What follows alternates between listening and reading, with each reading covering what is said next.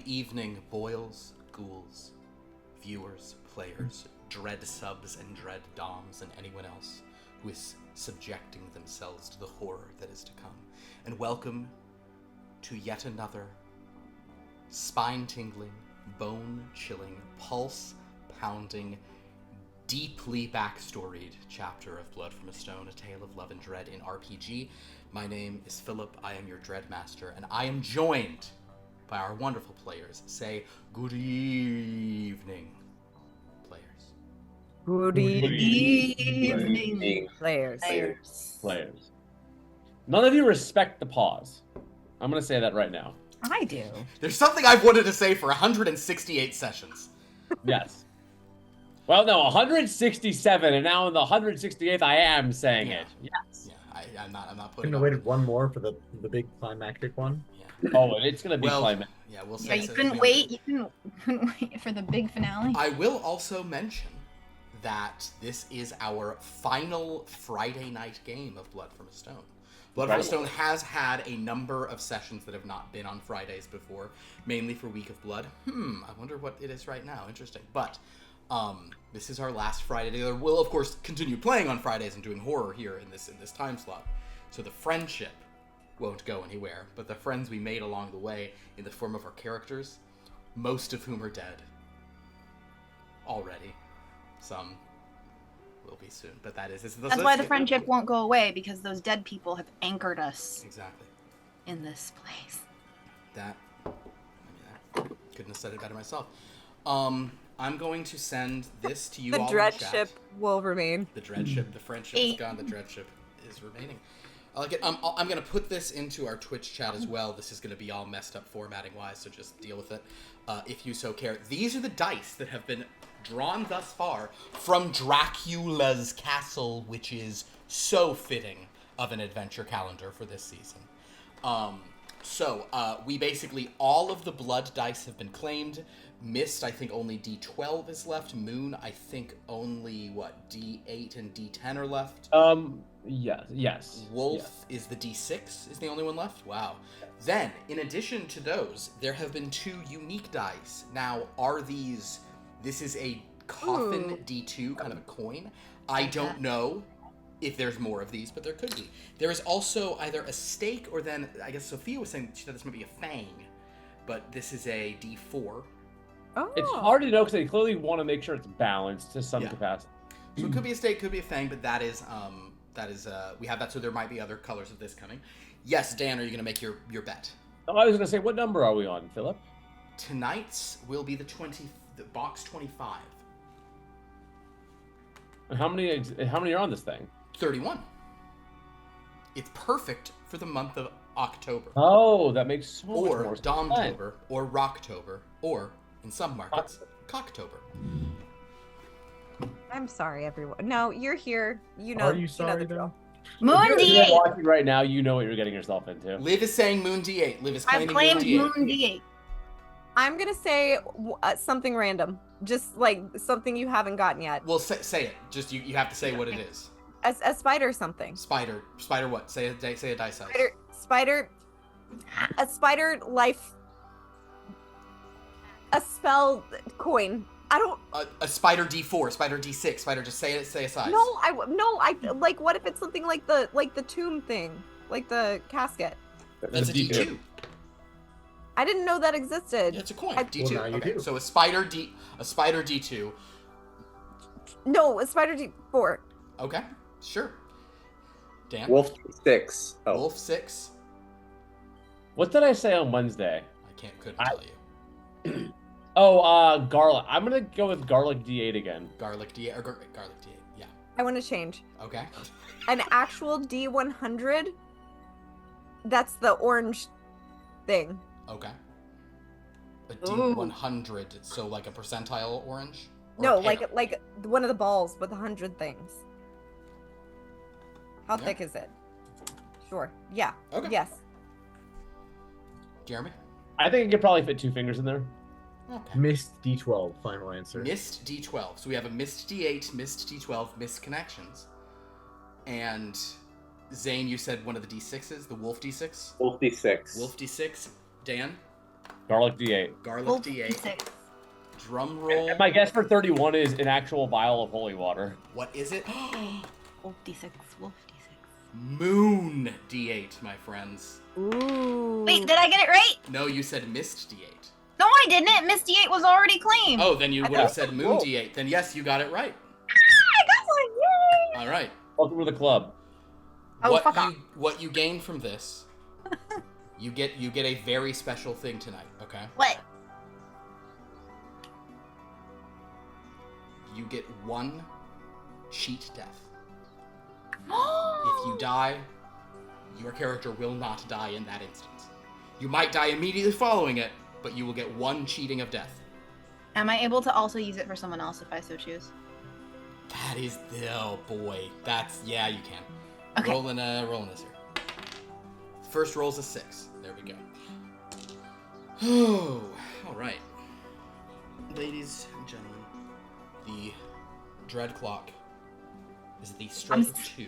I'm saving it for me or like one other person, y'all. I think we know who you're saving it for. I wonder who You're it would saving be for for. someone else. Definitely Johnny Voltage. Okay. Yeah. Sorry. I just want to make that clear so no one has hurt feelings. It's predetermined. Yeah, no. Actively tried to We have no kill illusions about Jeremy this. last week. Yeah, you guys literally actively tried to. Somebody had to go. Sorry. Wow. Yeah, Oksana didn't know well, him. I live, bitch. True. So, with all of that said and stated, in our last session, some things began to occur. The gathering that was sort of happening of Dracula's forces, although Dracula had already been thwarted by being buried within the mountain, was proceeding apace, and Oksana and her monsters collected a few new souls on the way, being Johnny Voltage, Shelly, Minnie, and Zeke, who were holed up at crutch guns and such. They went with them feeling like it was probably better to die elsewhere than die here. Upon reaching Darkmoor. Oh, and Minnie said a lot of stuff about her blood probably tastes the best, etc., etc., so, you know, it's all very on brand. Upon reaching Darkmoor College, a hand shot up from the earth. Rawlings clawed his way back, now a vampire, ravenous for blood. Oksana, seeing perhaps something of herself and Dahlia's thwarted love in young Minnie and Shelley, did the only morally acceptable thing and sacrificed the white man to protect the lesbians. Shoving Johnny Voltage forward. However, Elvira had some other things to say about that, smacking Oksana of her own volition and telling Johnny not to let the vampire bite him because she's the only one who can suck him. He managed to get free, and in the process, amidst this dreadstorm, where, we should also mention, there were numerous dreadlords, including the one Oksana had brought, being Lamp Black. Also, Johannes Gerstenkorn had brought Ugelplur, and the character brides had brought the Fleecing Schemester.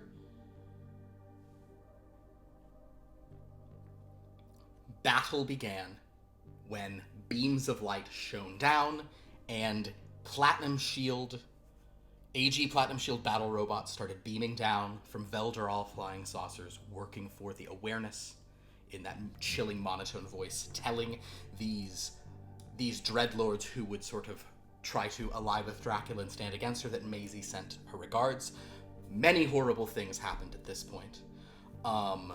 Rawlings decided he wanted to eat someone, and with Johnny and Zeke running for it, his best chance was Shelley and Oksana.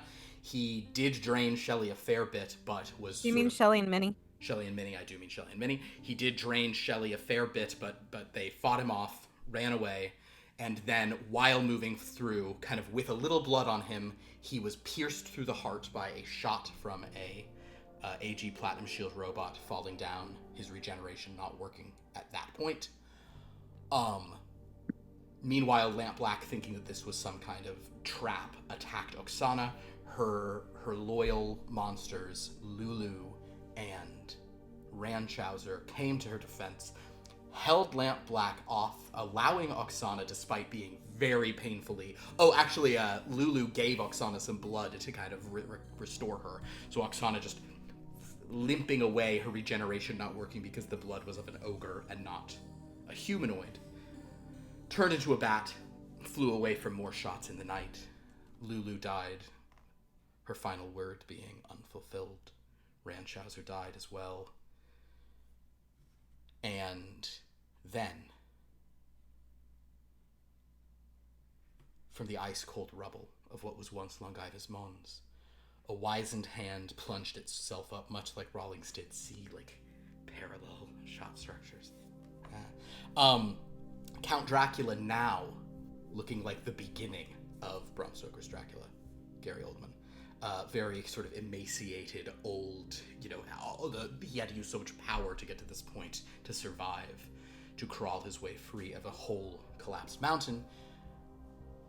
He tries to taunt Maisie before doubling over in pain, pulling a large shard of the mountain out of a bloodless wound, shuffling away, weakened but still there. I am also being told that, oh wow, so Galanorian Saber just gifted a 39th sub. That means I'm just going to take the liberty of my 13's count for the Dread Clock tonight. Hell yes, brother. Thank you so much, Galanorian Saber. That's very delightful. So with all that in mind, did I miss anything anyone would like to mention from last week's episode? Did I miss any key moments, beats? I know Zeke had some whiskey, but then that was all the whiskey that was left. Oh, also, Zeke was not with Minnie, Shelley, and Johnny. Zeke had been with Oksana and the monsters. I think I said that wrong. So, with all that in mind, our penultimate invocation. This is one that has appeared in-game, kind of like last week I did this, but there are some key important ones, and I just think this is the final one I've known forever. But looking over the remaining, there's a lot of big ticket ones remaining, but this is our final, or the penultimate invocation for chapter 168 of Blood from a Stone, A Tale of Love and Dread, an RPG. Together we can take it to the end of the line. Your love is like a shadow on me all of the time. I don't know what to do when I'm always in the dark. We're living in a powder keg and giving off sparks. I really need you tonight. Forever's gonna start tonight. Forever's gonna start tonight.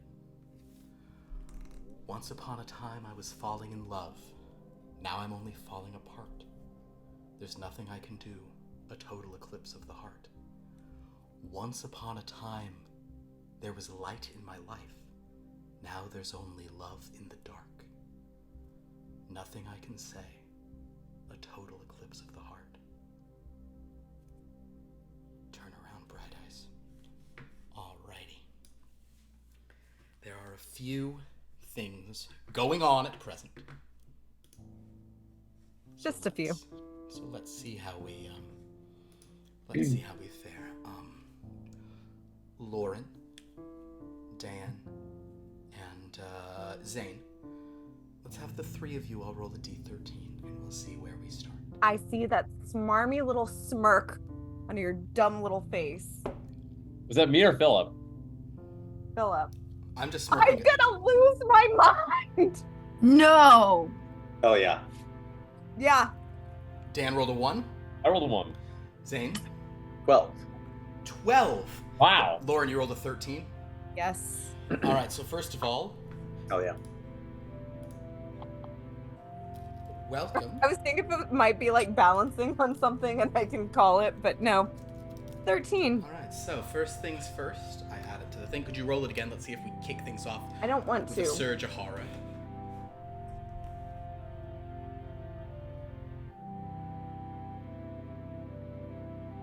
It's like 15 minus 2. No.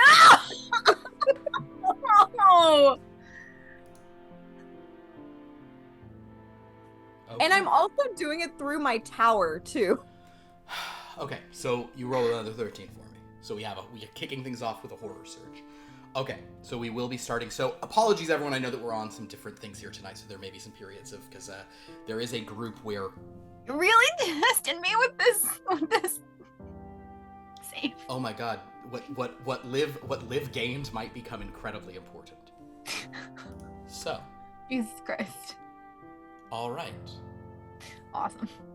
We begin with Oksana Smirnov flapping through the rain.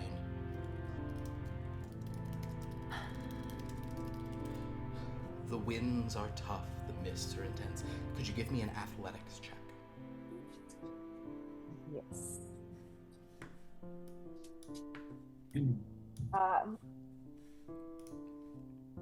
No.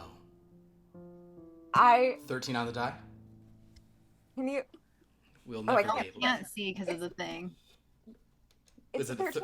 13 It's- on the die? Yes. Okay. Now, so the good news, well, the great, okay, first of all, roll your d13. Christ. If I'm. Okay, that's a 1. Okay, so first of all, you do add your athletics modifier to that, which I think is considerable for your character, Yeah. for Oksana. I'm so. You have a ma- plus 7, so that gets you to a 20. Okay, Yes. so you manage to fly without being knocked out of the sky. This is going to be a different kind of horror search, everyone. I'm going to be accelerating something. Oh So, boy. Oksana, as you Yes. flutter and fly, you kind of hear a call. You hear a call that is being put out as one you can hear and understand, though it seems to be one that is coming, one that is sort of more primal. It's almost like it's a call for bats, not necessarily for vampires cosplaying as bats. Uh-huh. But it is a very distinct kind of like, to me, to me. You recognize the call as that of Dracula.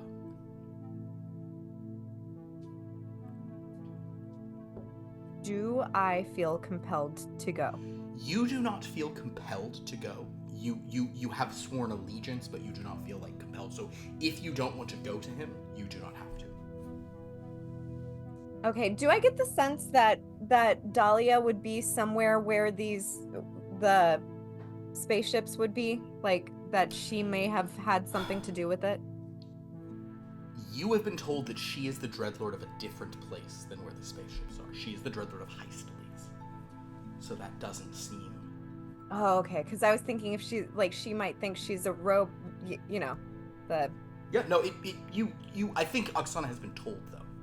Okay, okay.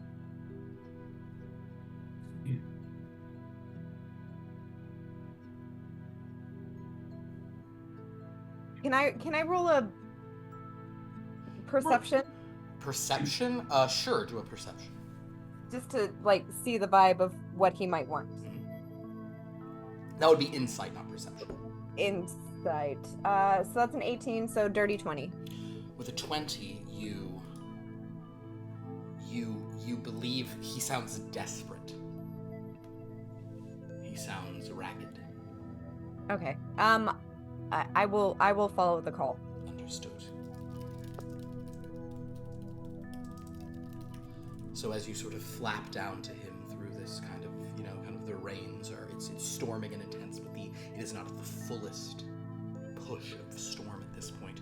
You do kind of sort of see Dracula. You're not sure how far you've flown. You flew very hard. You were starting to get out of there, and space seems to be shifting around in strange ways. But you as you sort of descend, you see that Dracula is looking like his robes are all torn up. He looks very old, very wrinkled, kind of desiccated, corpse-like, in a way that he never did. He wasn't very vital, but he is just kind of like, limping, not even flying, not even mist. He is just limping with resolve along a road. Okay.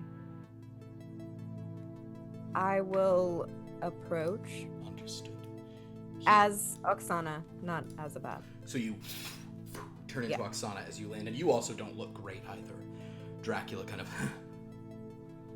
Oksana, you are in a similar condition to me. It appears so. What has happened? Disaster. There were ships. Seems... Radiant damage. From space. They look like, from a movie, they were round and... Macy, this weren't the awareness to her cause. I see, yes. Forgive me. She is... What of the Dreadlord? What of Lamb Black? He was upset to not see you there. He thought we were tricking him. So he no longer trusts us. Also, the monsters, they are gone. Your army is no matter. We are not yet defeated. We are creatures of the night. Wait. This place. Sort of the mists are parting ahead of you. You see there is a hilltop with a large stone cross on the apex. Dracula kind of snarls against it, and you also find it kind of repellent in a certain way. But there is a sign at the base of this hill, one that Dracula stares at for a long time. The sign reads, Gibbet Hill.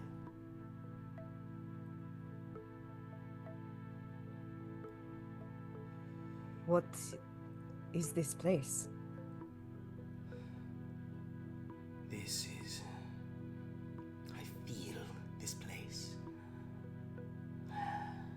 This is something very old. Older than me, yet new again. Will it help us? Will it help us to get to the other dreadlords?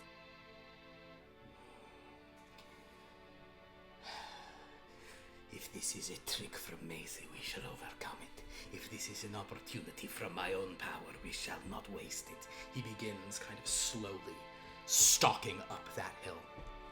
Not quite running up that hill, but moving with as much intention as he can, as much driving himself. That reference. Sure. Oksana, do you join him? Yes. As you begin stalking up Gibbet Hill, something old yet new. The horror surge that is coming will be coming, but we will cut away now to another thread. Oh boy. With Minnie, Shelley, Johnny, and Zeke, who have rushed away. All four of you, please give me a movement roll under your physical talents.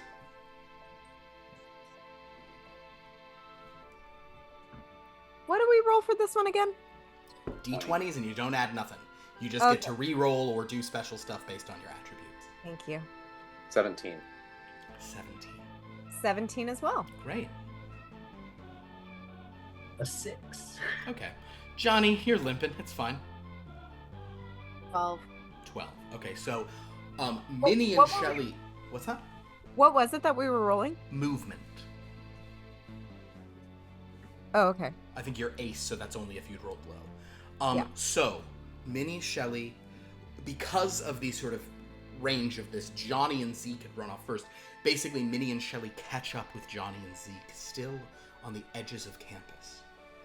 The question for them now is, do they remain on campus or do they go further afield to paradise?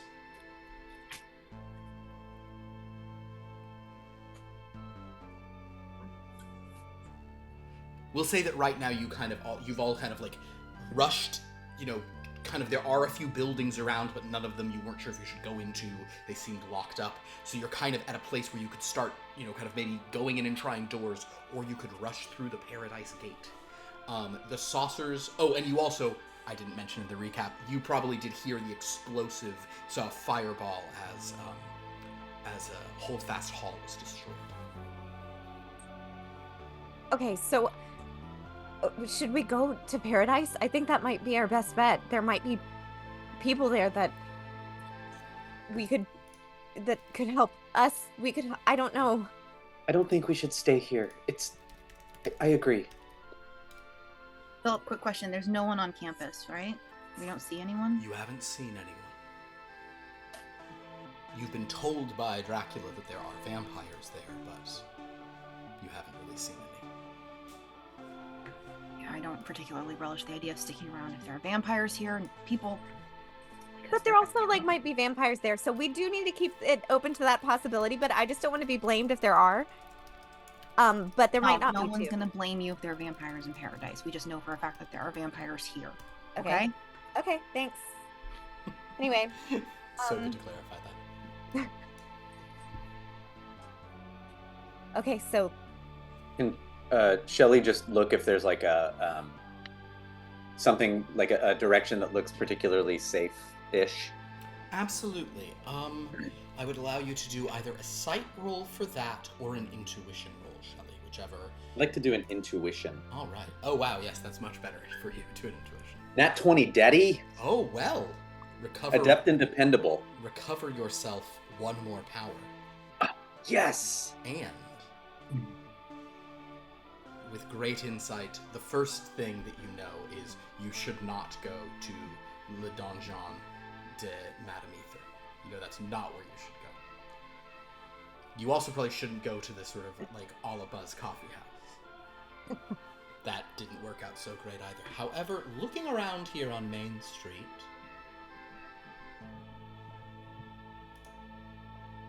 I don't think we ever have gone here. Hold on.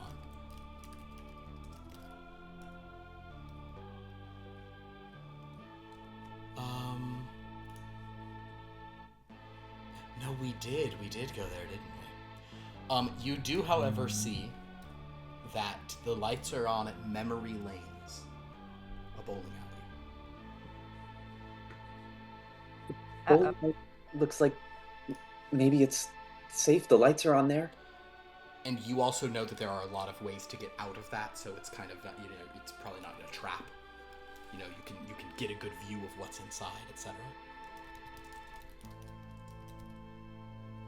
okay, yeah, let's try that, but like carefully because I know there's a lot of ways out of it, but that means there's also a lot of ways into it. So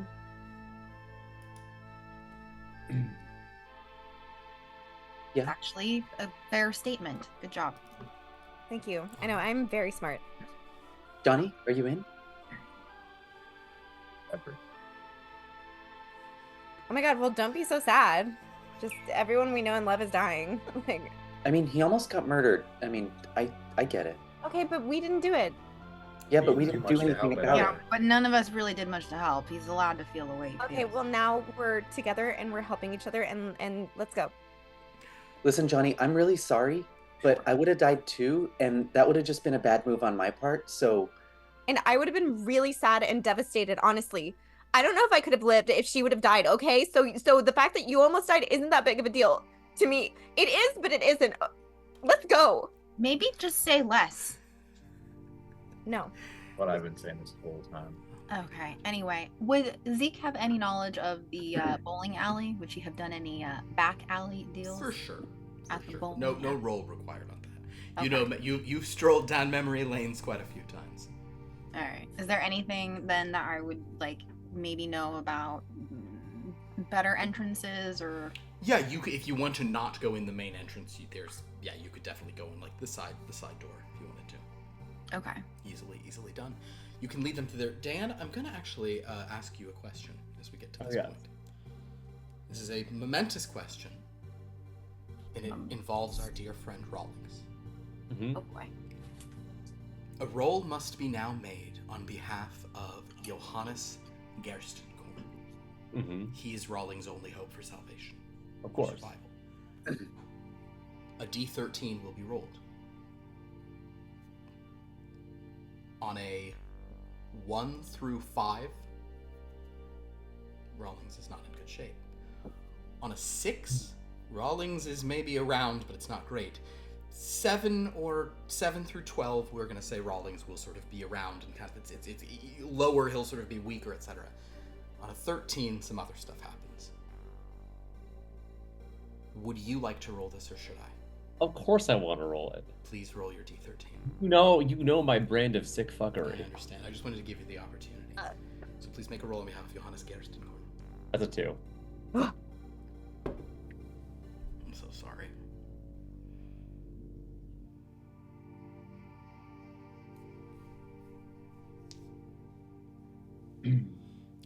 Liv, would you like to use your chance at life again Oh!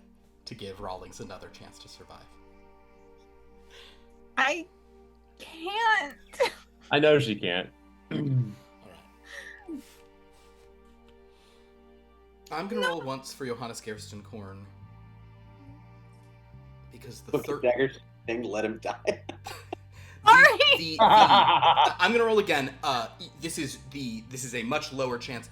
The 13 opportunity, which by the way will advance the dread clock, that will still apply. Okay. Sorry. I want to do this in such a way where you guys will be able to see it. Sad news. It's the thing's too high. It's I'm gonna putting finger on it to hold it so you can see it's a 1. Was not meant to be. Oh, Rawlings, but you literally have him tattooed on your body. Yeah. Listen, he had him tattooed. He died. He came back. He chose to become a vampire. So he's technically had 3 chances. I tried to save him by killing. You could have tried harder, but that's okay. I'm sorry. In any event, I know who the real ones are here. in any event, I was really hoping we could do that. Let him die. Goodness gracious. Yeah, hook and dagger indeed. All right, as you all make your way into the bowling alley. The lights are on. There are a few people sitting at the lanes, rolling balls. Some music is playing. Johnny, you find it sort of anodyne and disgusting. Whatever music is playing in here. Someone is behind the counter, but like they're paying no attention. People have beers. For the most part, it seems a very sedate kind of night. You've come in through the side door, so you haven't really even been observed. What do the 4 of you want to do? Nobody here seems like scared or anything. Make a intuition roll. Let's get you. It's under your sense talents. Let's just get you. Can I assess the scene? Can I just scan it and see? Yeah, you can do an intuition as well. You roll a 13. 13. I rolled another fucking 13. Are you fucking kidding me? I believe you. I'm not Lauren, kidding. roll it again because a horror surge in here is separate to the one that's already happening to other people. Because this is fucking unbelievable. That's Okay, 9. 9. Okay. Dude, God, Lauren, you've done 3 tonight. I'm mad at Lauren, are you okay? No! How are you doing, Zeke? What did you roll for that? 11. Which is All right. fine. So Oksana, or sorry, Minnie. Mhm. Minnie, your sense of this is that people here are probably just kind of like the people who are bowling here are doing it because it's like, what else are they gonna do? No one seems alarmed. No one seems like they're like on edge. They all just seem sort of generally on edge. Like, Okay. Not to make things too actually scary, but it's like probably the vibe of if you just like walked into a bowling alley like right now in America, just kind of like down vibes. Just kind But of tensions are a little just like kind of like, I don't know, I guess we're rolling this ball. This matters. Kind of that's the energy. Zeke, you largely feel the same. So what do the Does it 4 seem of like you it's do? just the regulars who are normally here? Regulars or just kind of, people who just popped in to kill some time.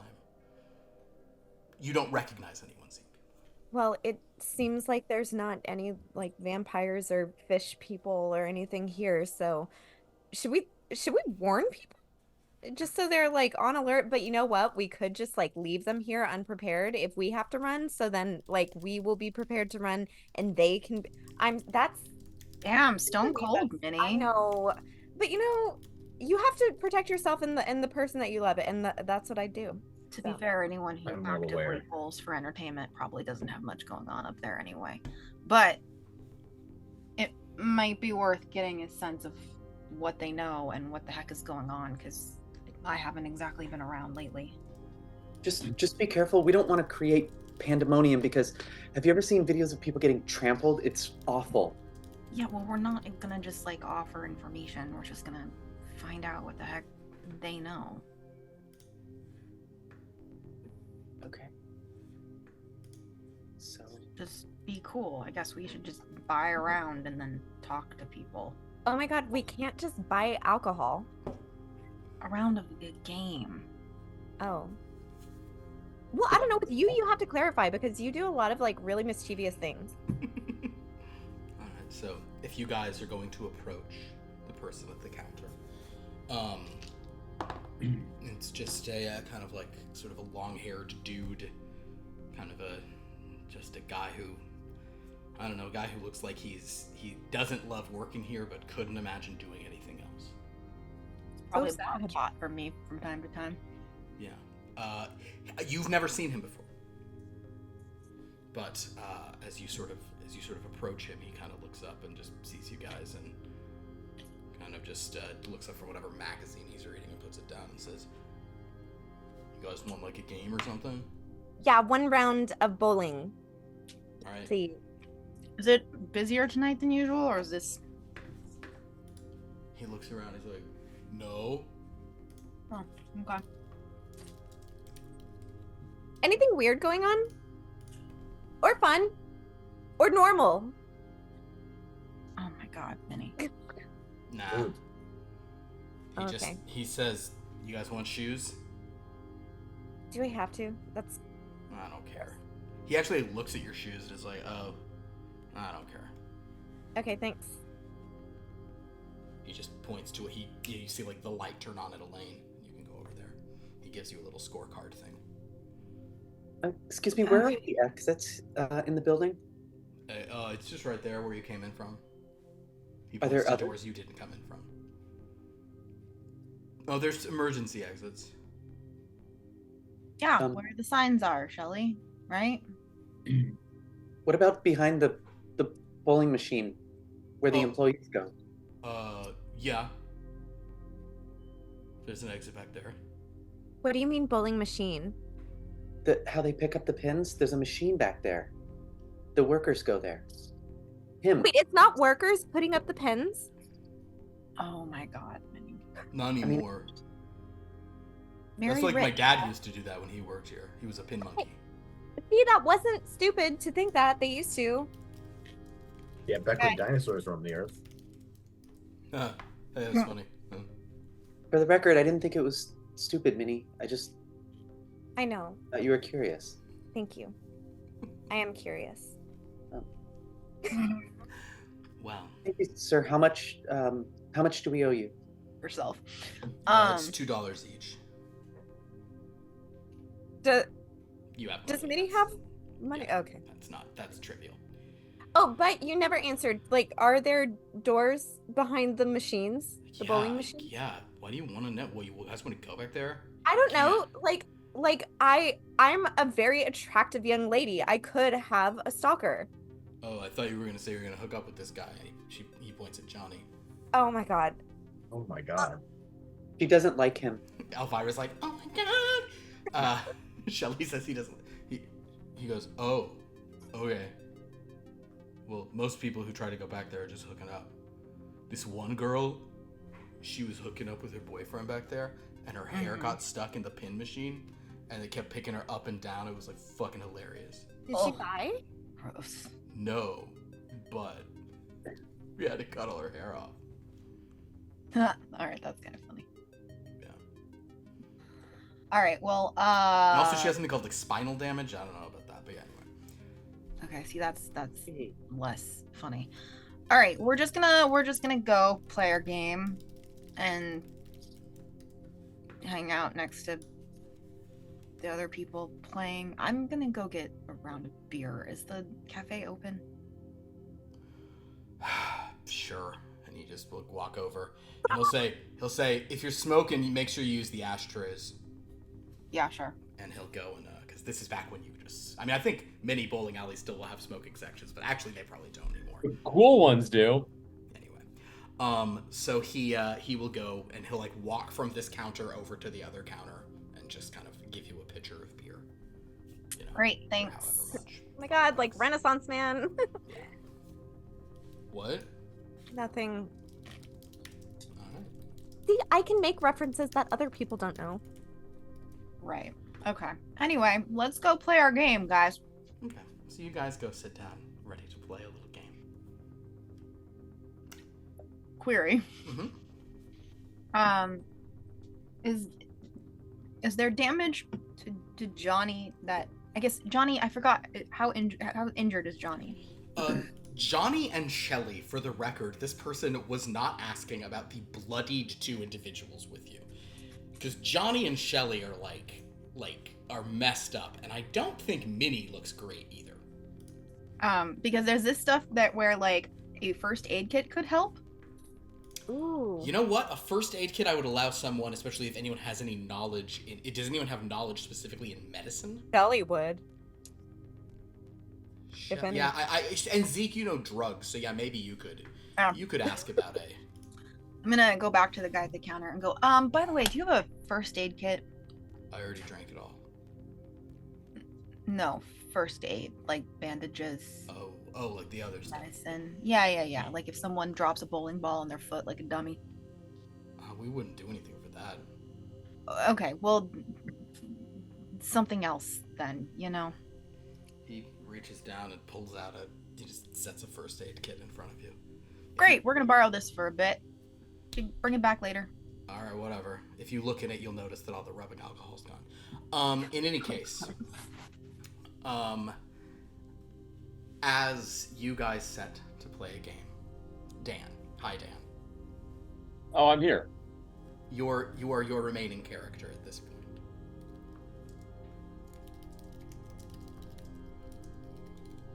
So, Mr. Manager. It's just Manager.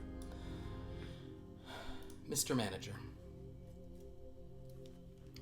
Dan, roll me a d13. 3. Hey, every time I'm going up 1. That's good. All right, so this actually won't be too. This is kind of on point and sort of in areas where this makes sense. You are there with the bounty hunter, but not only the bounty hunter. You're there with a few individuals. You are there also with the journalist, who kind of makes a couple. He's kind of really asking you a lot of questions, making a lot of notes. The drifter, incredibly handsome, matinee idol, good looks, but very rough around the edges. He kind of looks you up and down and says, "Yeah, you'll probably do all right." Thank you. I saw you somehow before. Then the peddler shows up, and there's a little tension between her and the others. But soon, she kind of says, the manager, it's here. We made it. I'm so glad you're here." And then, eventually, you even see the boxer. It's like, "Oh, hey, you're that guy we put the fucking blood in, right?" Yes. I'm hearing a rumor of Soldier of Fortune's dead. Is that a thing we're all hearing? The Soldier of Fortune's dead. Is that you heard that, Manager? I think so. I mean, isn't that why I'm me, right? That's so, and basically the bounty hunter's like, "Oh, he's real dead," and he goes, "Sweet tits." Okay, thank you so much. That's amazing news. Oh my god, that's great. Because I lost Medina and I was gonna get fucking killed if he was still alive. So that's really good news. I'm happy to hear that. That's really cool. I'm really happy, guys. This is a great day. It's good to see you all. And now we're not even fighting anymore. And he kind of he's shaking the drifter and just like, easy, man. He's like, God, this guy, you bounty hunter, you're not trying to shoot me. This is fun. I like this. So, excuse me. What happens? Is there anything that's special that happens like when we all get together? I dare say there is. And a woman, striking in appearance, not quite human, gray scale in her sort of eyes and skin and hair, appears, sharp eyes, high cheekbones, an elf. With her is the sailor, who's kind of yar. And as sort of other individuals are all present, she says, "Yes, I dare say there is something. Hello, manager. It took a great deal for me make my way to you, but I'm so happy. Montreal proved, or rather, Dallas. I thought M's because your name's M, but it's Dallas is the first name. Dallas proved unable to control you the way I wanted, but now there's no need for that because we're here together. Okay. My name is Lady Rhiannon Dythe, and I am your progenitrix, all of you. It is my blood that you have in your veins that makes you what you are.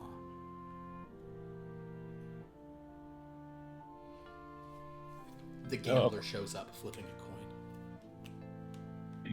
The preacher is here as well. You guys are all kind of walking in from the mists. Even the fugitive kind of... Wait, where are we right now? You are in Tabakatos, on the desolate plains. Okay. So what is that? What is that? I mean, I know what that means, like, as a matter of fact, but what does that mean, like more existentially? Well, what it means existentially is that you, my children, and I are about to leave this place. We're about to return to my home, in the Shadow World, where your skills can be put to much better use without the threat of constant terror and death. How does that sound, my darlings?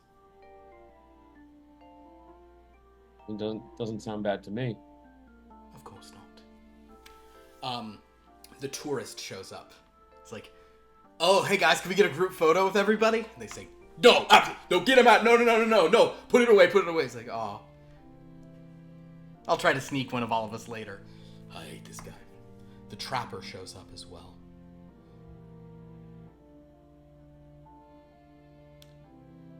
Mr. Manager, by your count, there are 13 people here right now. But that means only 12 Mistwalkers. Only 12 Mistwalkers. One is missing.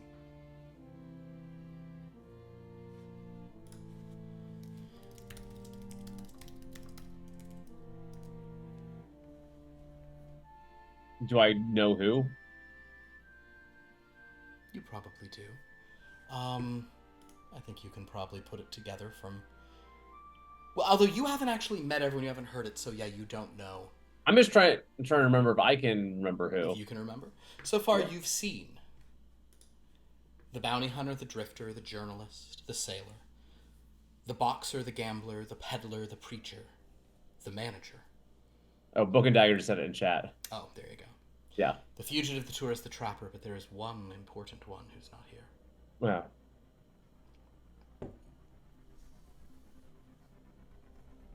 So when do we go?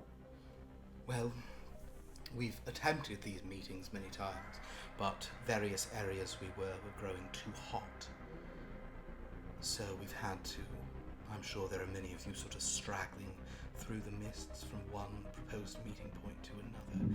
Dracula is very on the move, and the other one seems to be moving in turn against him. The point is, while they're fighting, we have an opportunity. There's simply something we need to do first, and then we can leave.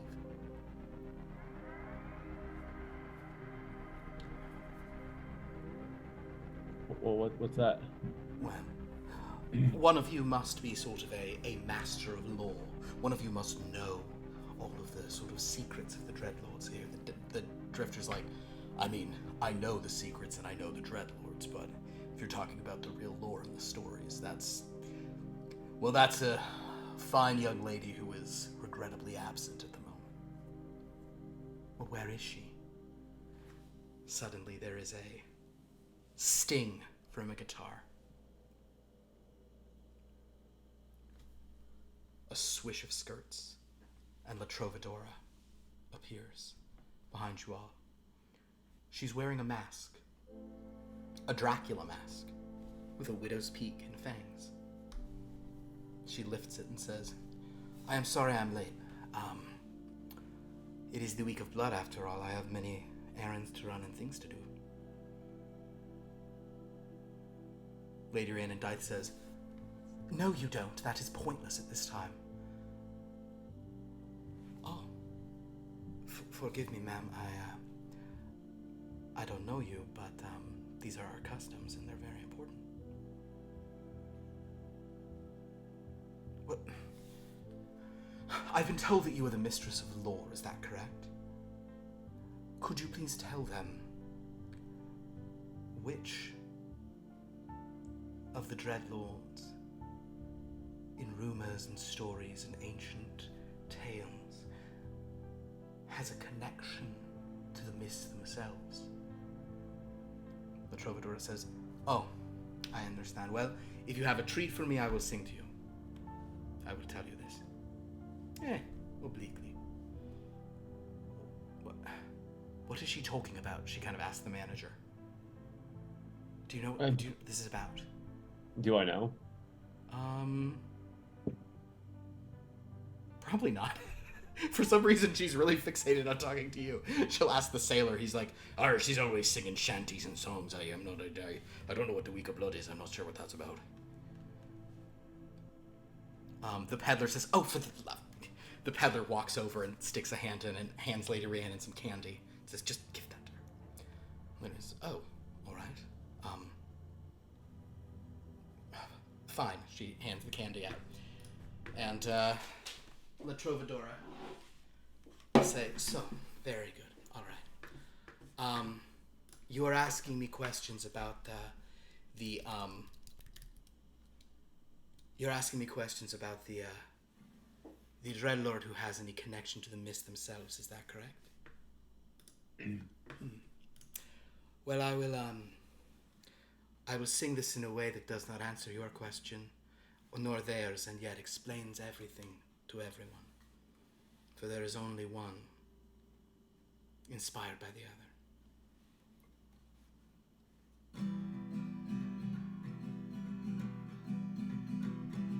An old cowpoke went riding out one dark and windy day. Upon a ridge he rested as he went along his way, when all at once a mighty herd of red-eyed cows he saw, a-plowing through the ragged skies and up a cloudy draw. Yippee-yi-yi, yippee-yi-oh, ghost riders in the sky. And as she sings this, their brands were still on fire, and their hooves were made of steel. In the sky above her in the mist, their horns were black and shiny, and their hot breath he could feel. You see, or manager sees, a bolt of fear went through him as they thundered through the sky, for he saw the riders coming hard, and he heard the mournful cry. Yippee-yi-yi,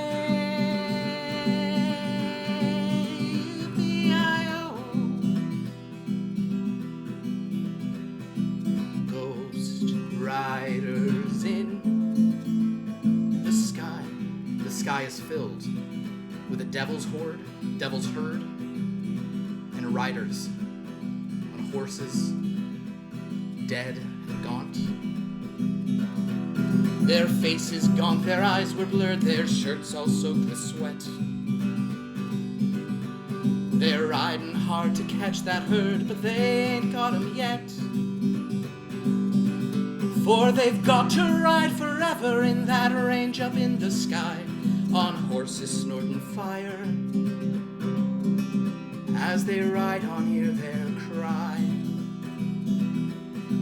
Yippee-yi-hey,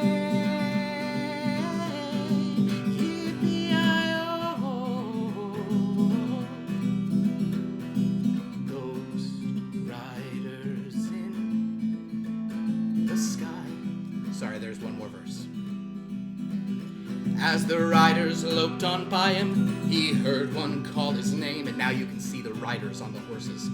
If you want to save your soul from hell, a-riding on a range, then cowboy, change your ways today, or with us you will ride, trying to catch the devil's herd. across these endless skies.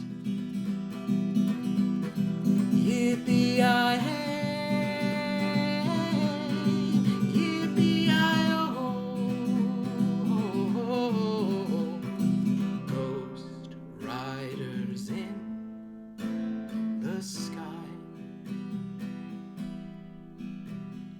ghost riders in the sky.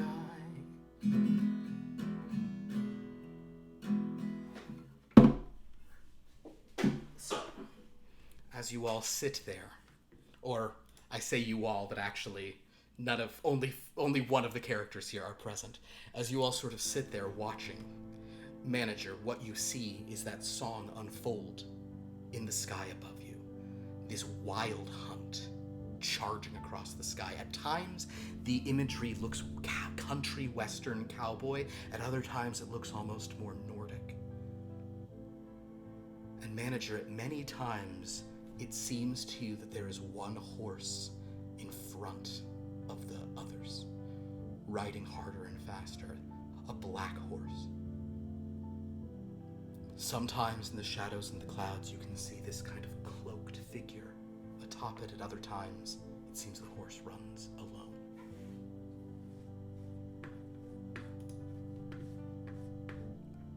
Lady Rhiannon Dythe sort of watches this and is, despite her frustration and impatience, she seems a bit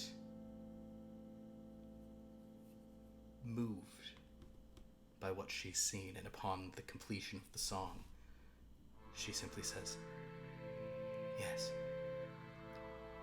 that is the only dreadlord that matters to us, the only one that ever really mattered.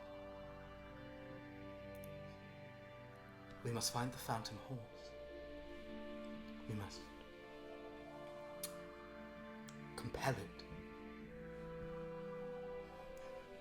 to supersede Maisie's control over it, something that it seems Dracula is doing to the others now, and we must ride it out of this place, taking the power that Maisie has brought here with us.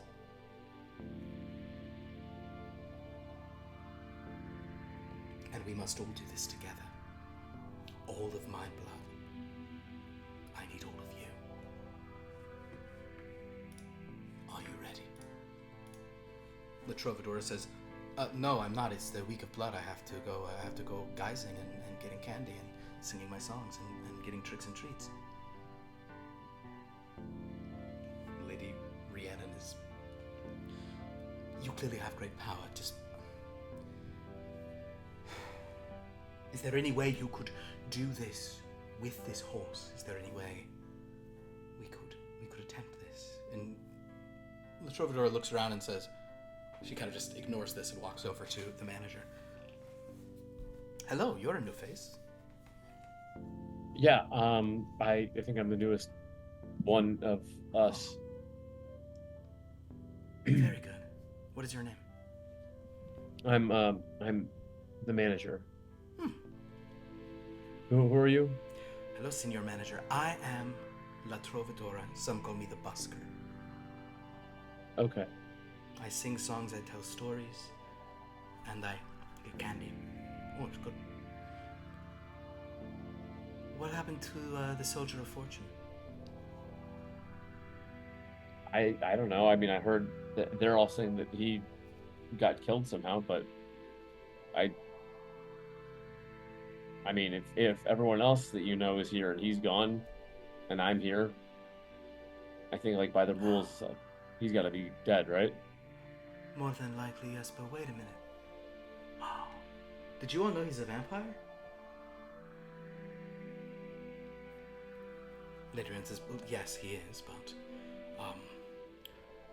that is a complication with the manager, but also one we might be able to use to our advantage. Has Dracula been sort of calling out to you, manager? Have I felt him? You have not, of late. No, I haven't felt anything. Not really, no. That's very interesting. No doubt he is considering you a sleeper agent of some sort. He'll try to use the manager to betray us all. But you're not going to betray us, are you, Mr. Manager? I would like to not do that. I mean, the last time I saw him, it was pretty scary. I don't know what he can. If he's the one who turned me into this, then that means that he could maybe make me do stuff. I don't know. He has given you some of his blood in the transformation, but rest assured, my blood is more powerful than his. She puts kind of a hand on it, and then she actually puts a hand into your mouth and kind of touches the fang. So sharp. That's delightful.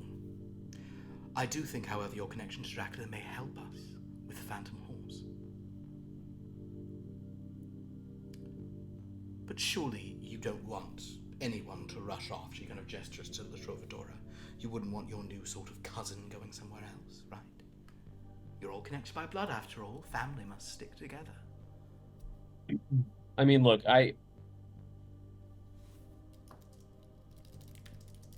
I'm good at like kind of like the coordinating and planning stuff, right? And like that's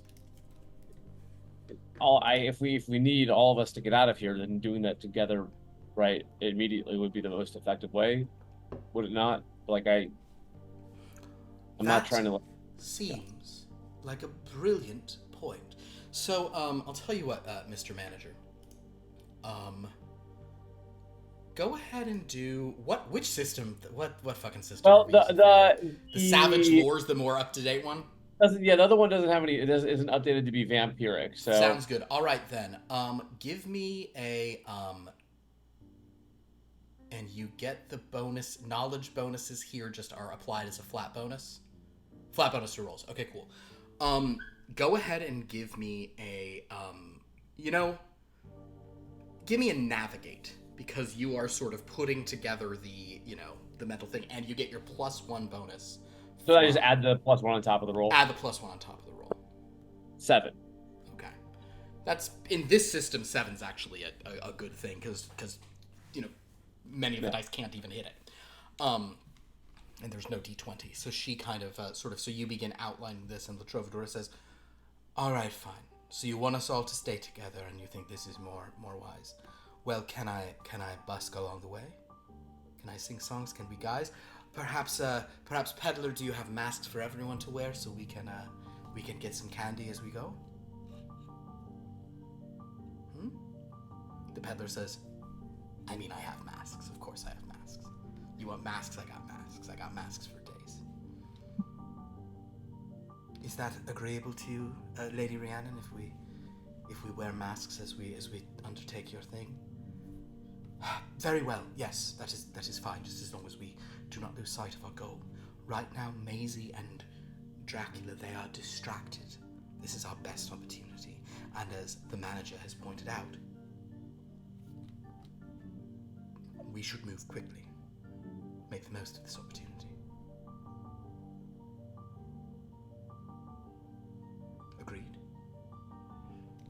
Drifter says, Lady, you had me at get the hell out of here. Let's go. She kind of looks at him and goes, yes. I had you long before that, for the record. He goes, ooh. Yeah.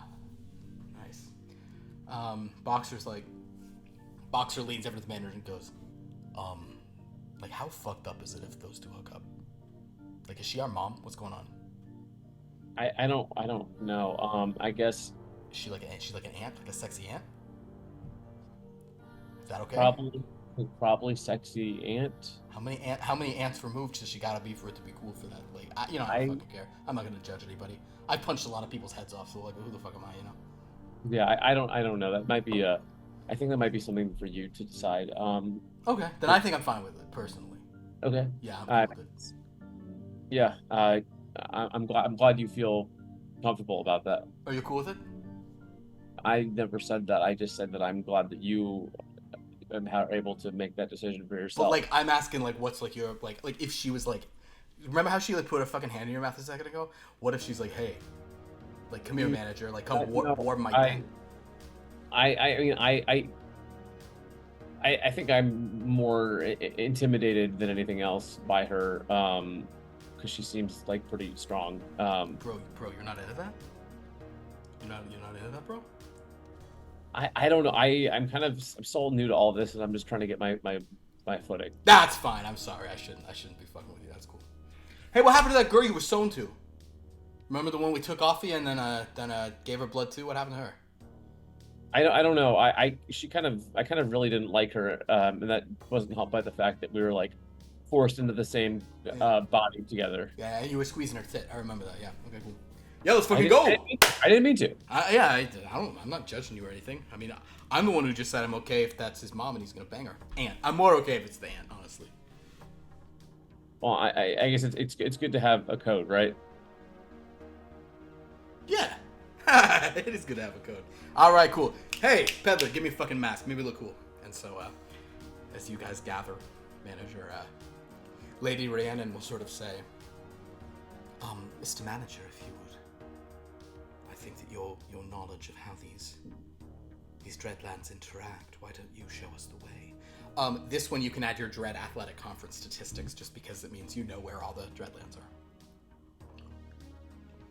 That's a 10 total. 10 total. 10 is great. So yes, as you begin to lead them across the barren wastes, to the Phantom Horse. All right. I'm gonna check back in with the kids bowling before we go to our horror search. This is the most delayed horror search there's ever been, but just we had a real long thing of only one player. So before we have more of that, let's. But we're edging the horror search. So good. All right, so Zeke, Johnny, Shelly, and Oksana, or Minnie. As you guys bowl, are we going to? Is anyone actually bowling? Is my first question. Well, first, did Shelly use the first aid kit to help heal up? Oh yeah, you wanted to do that. That's a good idea. All right, Shelly. So go ahead.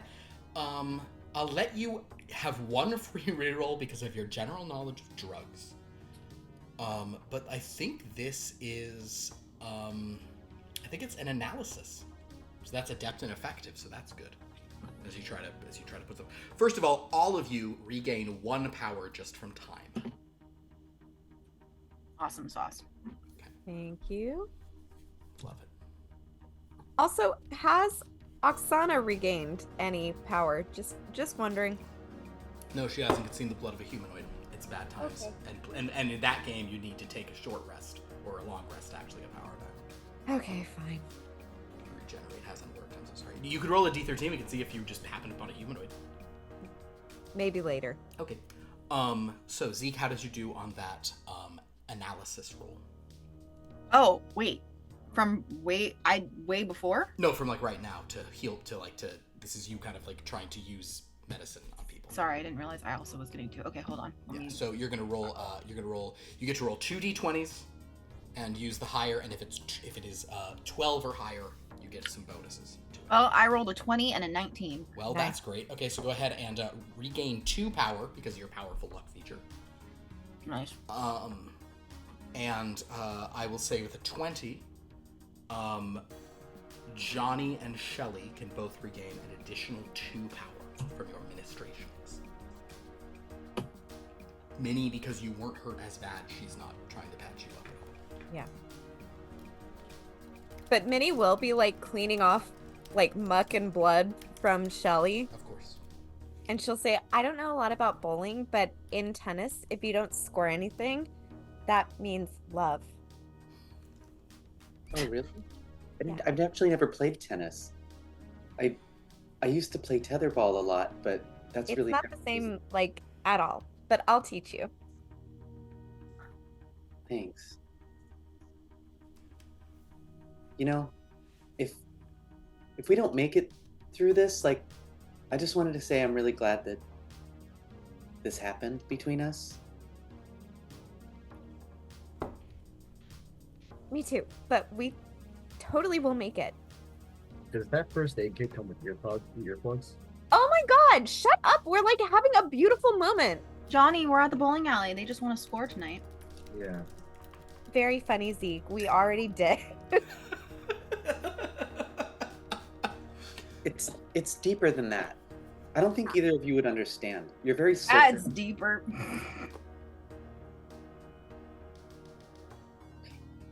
Minnie, don't listen to to them. me. Yeah.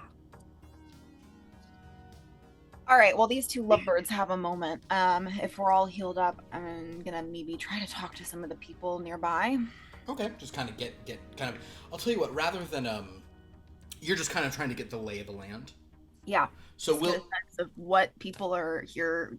we'll do this as less a this will simply be an interpersonal skills roll to just kind of, so I think it's for you, it's just a d20. You're just kind of going around checking in with people. We won't role play all of it. This is just to see what kind of, Just what trying to get a follows. sense of like. In other what's games going we have on. this as gather info, but in this case it'll just be a interpersonal skills. Okay. 12. 12. You get, you hear, people are, as you kind of like skirt by some of like the weird people, people are definitely talking about the storm.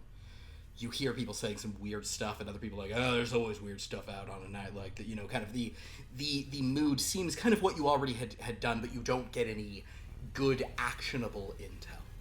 Right, but also no one seems particularly perturbed. No one seems particularly perturbed or specifically scared in here. Which is interesting because, Zane, would you roll a d13? Yes, absolutely. God Didn't damn. walk in like covered in blood and they just like didn't bat an eye.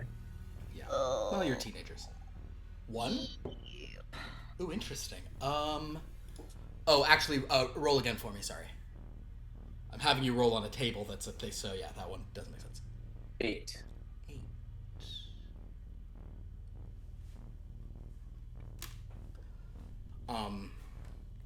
The doors fly open. The main doors fly open. And Zeke, just as you're sitting down saying, like, yeah, everybody, it seems pretty normal, the doors fly open, and Minnie, Shelley, Johnny, and Zeke see a figure who they had just seen recently. This figure, however, looks very injured and very angry. There is sort of kind of strange, just like weird substances all over its sort of slimy, tentacled fish body as the dread lord of the marshes of the grave, Ugelflur. We need to get out. Yep. Let's get the fuck out of begins to here walk now.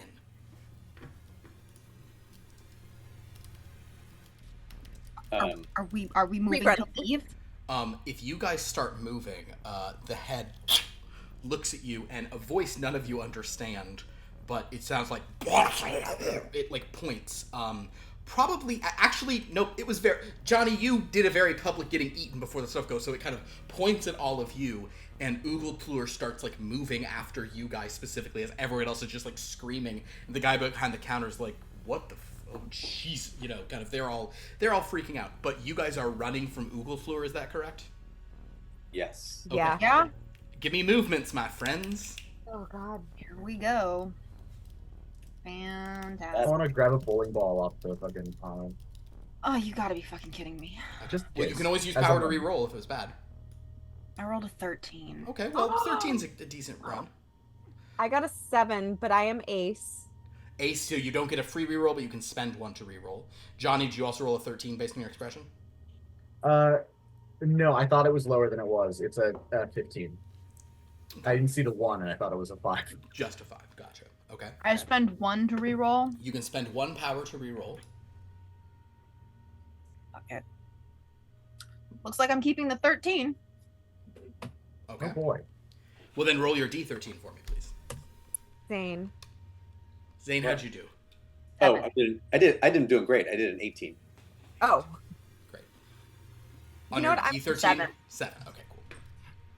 All right. Well, hey, we're really marching back up the thing. Maybe we will get one last Dread Storm next week. This is great. Ooh. Okay. I re-rolled and I got 12. Okay. So 12 is the lowest Oh. from me. Thank God. So Okay. 12, 13 for Zeke, 15 for Johnny, 18 for Shelly. So you guys start running. Which exit are you running to? Are you running back to the machines behind? Or are you running to the side door you came in from? Or are you running like across What's the thing? closest? The closest is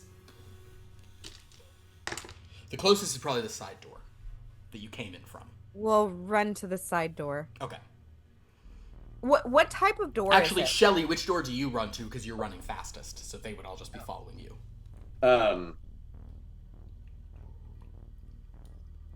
Where are we positioned? So, let's say you guys are like, he's coming in from the main entrance. You guys are at like a lane, maybe 2 over from the wall.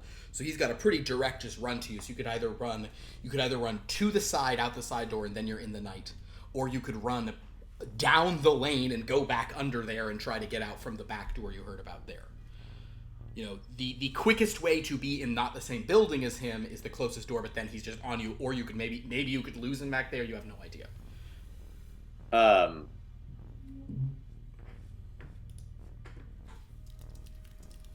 And you said climb under the. We could try to climb down the lane and under the machine, is what you were saying? Yeah, or you could just go to the side and go through a door. I mean, however you want to do it. Okay, I'll say that sounds like a horror game for sure. I think. No, Shelly's just gonna go straight to the door that she sees because she's the side door. Side door. Okay, so you guys run the side door, my dear friends. With the rolls you have, I'm gonna be rolling for Mr. Ugeltlur now as he chases. Oh God. I'm gonna roll this big boy here. Big D20.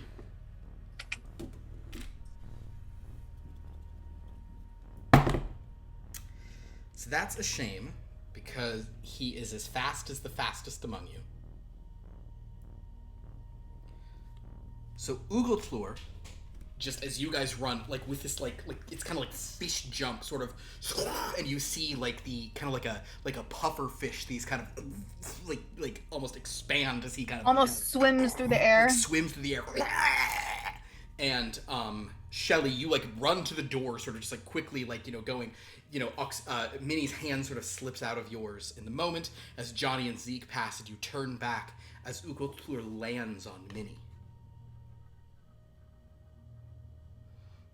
And grabs hold of her with his sort of strong tentacles and this sort of fish thing, and Minnie, this voice is kind of barking at you in this impossible language. He smells so bad. It smells like the absolute depths. It's kind of like, it's like Gillman meets Cthulhu meets like a blobfish kind of vibe. That's just like what's like, and he sort of starts saying stuff, and you also notice that sort of Shining Elevator-esque, but it's just water. Like seawater starts to like surge out down all the lanes.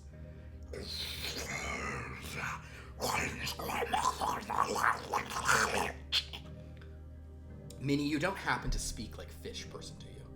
Nope. Okay. Did Flick? Somebody did. I think Flick might have. I think Flick like had learned how to speak this language. Okay. So he's holding Minnie. He's asking questions. Minnie, you're gonna have more options as to how you could respond, but I'm gonna ask your friends who got out of the way. Johnny, Zeke, and Shelly, what do you do, my lovelies? And leaving Minnie is a perfectly acceptable answer in this our horror game. Shelly runs back. Do we still have guns? Yeah. Shelly runs back and goes and tries to shoot the monster. You'll try to shoot Ugeltlur. Okay, great. Zeke and Johnny, my dears, what are you two doing?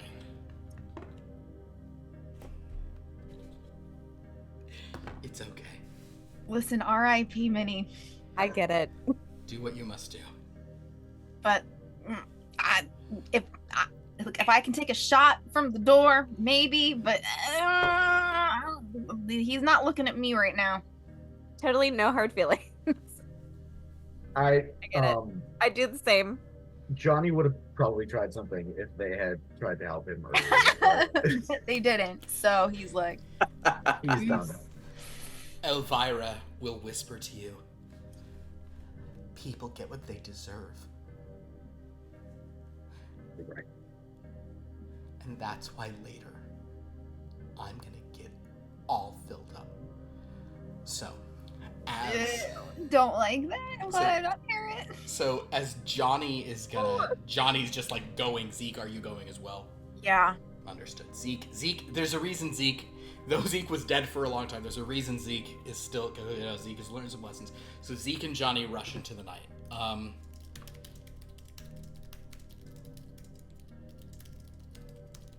right. As I'm running out, though, do I have any insight into like a way to disable him that I could like yell at them? Go ahead and do an analysis roll. It's just a straight up roll, yeah. No, I think you've got. What do you have for analysis? I think you've got a couple things. Oh, you've got a depth, so it's an advantage basically. You get one free reroll. Oh, okay, great. Okay, good, because my first roll was not good. Okay, 15. A 15. I don't want to be too fatalist, and I will say it is actually possible that Minnie and Shelley will live through what's about to come. But you are pretty much aware that this is a Dreadlord. And therefore you should probably run. Okay. Yeah, there you don't have advice. Yeah. It alleviates some guilt. Yeah. There wasn't anything I was going to be able to do for them, so. Alright, so Minnie, he's kind of just... Is he hurting her? He's got you rough and he's slippery and smells bad, but he is not yet harming her. However, Shelley is running back, and you don't probably notice that. But yeah, Minnie, is there, what do you want to do? Can I... there's nothing that I'm good at.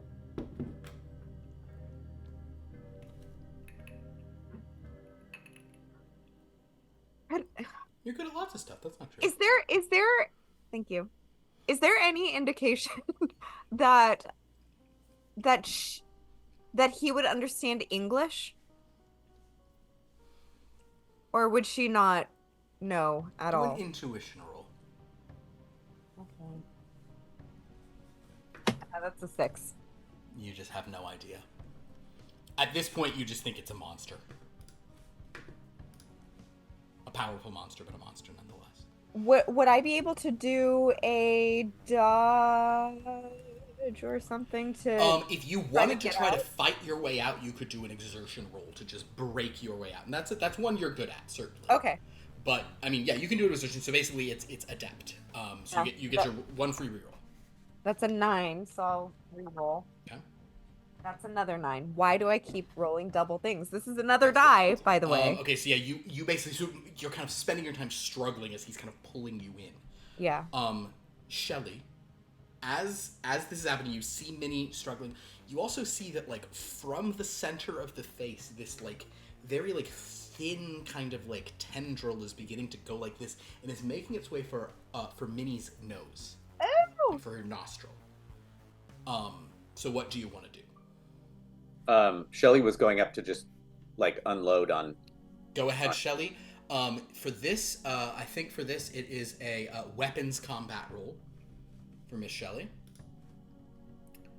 And since you're shooting a gun, yeah, that's just it's a good bit of. I'm gonna re-roll. Okay. It's 1 to re-roll, correct? It is one to re-roll, 1 precious power. I'm gonna do it again. Aw. And to charm. Okay. I'm gonna do it one more time. All right.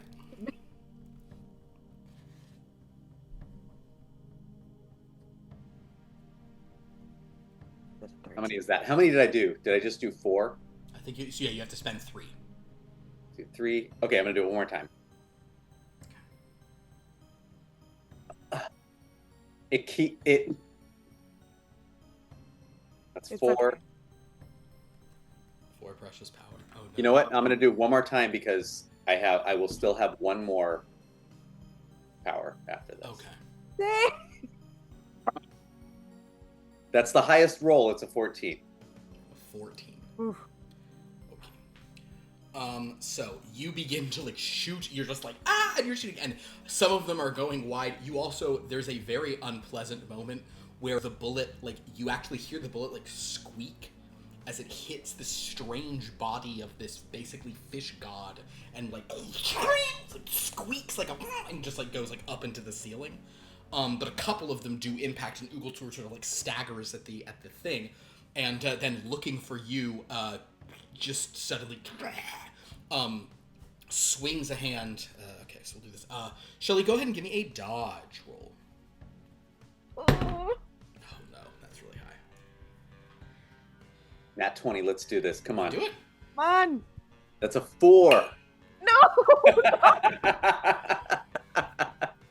Want to re-roll it? I don't have any more to re-roll with. Ah. You have one more. You literally have one power left. Yeah, But but But if you're at 0, oh, you can be at 0 power. You can be at 0. It's once you go below 0 that you're. Oh, yeah, let's use it. Zane. Well, I mean, what am I gonna? Oh, he's getting hit. I mean, it's make Yeah. or break here. Do it. Try it. Yeah. 18. With an 18, so basically this like rush of water just comes like like it's almost like wave of water, just like and like sweeps towards your feet. Many of the other people in this place are being like washed away. You hear a guy like scream as he like falls back and hits his head on like the desk at the thing and falls and just bobbing in the water. Shelly, you do manage to kind of hop up, kind of there, and as Ugeltor is kind of sort of, you know, is now paying attention to you, and I'll say Ugeltor. I'm gonna let Ugeltor basically do the equivalent of like a get another spotlight moment here. Another thing in the spotlight moment. Ugeltor, give me another dodge roll, Shelly. Oh, no. Let's do this. Do it. That's a 7. That's all I got. So Ugeltor basically like reaches over and like slams you, like hauls you in, sort of, you know, like it's a very painful thing. You've been hit hard by it. You will gain well, let's say you gain a condition, but it's not really going to matter here in a moment. He basically just like slams you in, but you are like close enough to Minnie that you can like try to reach and grab her. Shelly does. She reaches out to see if she can grab. Minnie will. Man. If I can, I'll reach out to her. You can reach out. Ugeltor will just be like holding both of you, in a very irritated sort of way. Shelly, yeah, you have a condition. He kind of just and is sort of snarling, and then that sort of snaking thing. So, Minnie, go ahead and do another exertion for me as you try to break free. You're adept at this. 10. What can I do?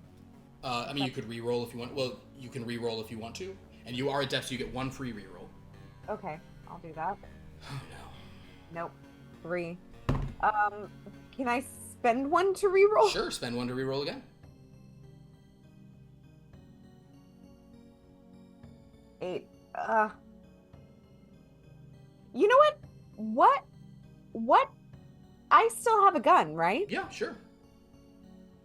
Could I instead try to pull it out and just shoot up? Sure. Do a weapons combat roll. And I'm going to give you a penalty on this, so you'll have disadvantage, but you could spend 1 more power and avoid that if you wanted to. Okay. So, sure. So, oh god. 18. 18. Okay, so you... And I spent 1 power to... Understood. So you do 18. Okay, so you hit him hard. I just rolled a 13. Ah! Oh! Sorry for yelling. I'm sorry I'm for going to yelling. keep the 13. I'm going to now roll my D13. And if horror could surge right now, that would be a very sad thing. Nope, it's an 11. It's okay. Wow. That's okay. So you like shoot into him, like kind of like just firing in directly, and Ugeltor like snarls and just and his 13, he kind of he absorbs. He's like and that little tendril that was coming out of his head, he just retracts, and instead he just. That is a 19. So he just kind of... Oksana, I guess do a dodge. Minnie. Minnie, sorry. Well, then switch the name the other way. You have to switch it every time. You're gonna go back. You're fine. 8. Yeah. So basically, he kind of just, basically the two of you, well, actually, no, we'll roll. Does he like take our heads and just thunk? He kind of does that, yeah, except, yeah, so Minnie, here's how we're gonna go. You two, he just slams you guys together and, like, drops you into the water and just kind of keeps walking. So as you two die, what do you do? Are we we conscious at all? You're, as, like, you can see blood seeping out of both of your heads.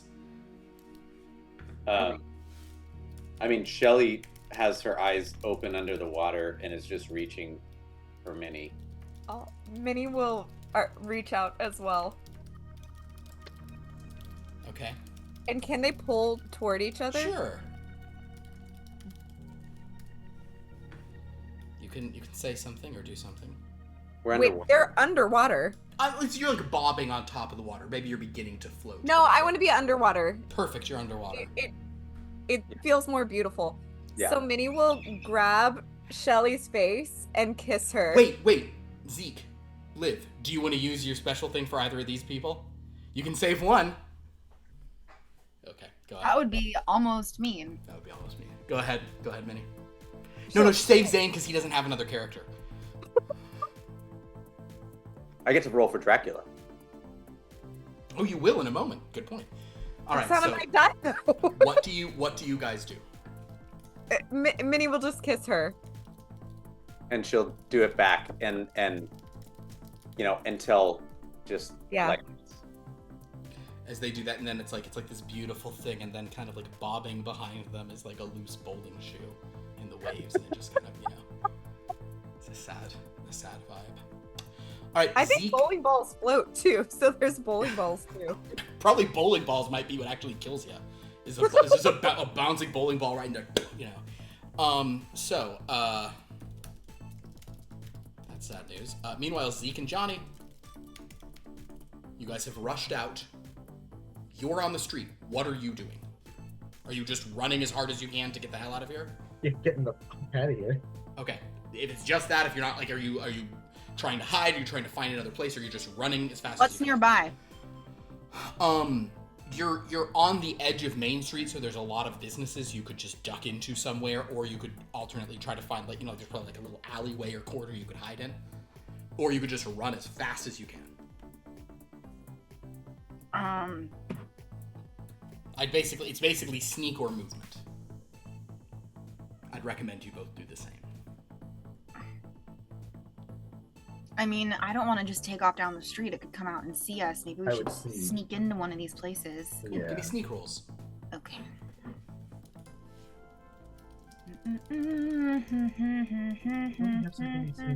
Sneak, adept, and effective. What is Oh, that? adept. Well, then you get a free reroll. That's nice. Excellent. Oh, I'm sad for Shelly and Minnie. Well, 16. 16. They had a really beautiful end though, That's true. aside from the shoe Yeah, we can forget and the the bowling shoe. balls. We can remove the shoe in post. that was perfect. So 16, Johnny? I rolled a Yeah, 7 and then an 18. 7, 18. So yes, the two of you, you're kind of running and Johnny's like over here, then Zeke at first is like, and then just kind of, you guys get into an alleyway and hide, and you see maybe one person makes it out of the bowling alley as like water is now pounding against the door in there. After a moment, you do see the doors burst open again. It's like water just like cascades out as Ugal Tlur just like stalks out, like pulling like bullets out of it, like kind of like scraping bullets out from his insides. There's like blood and ichor. It's just very gross as he's just he kind of looks for a moment. I'm gonna go with your higher one. It was an 18? Mm-hmm.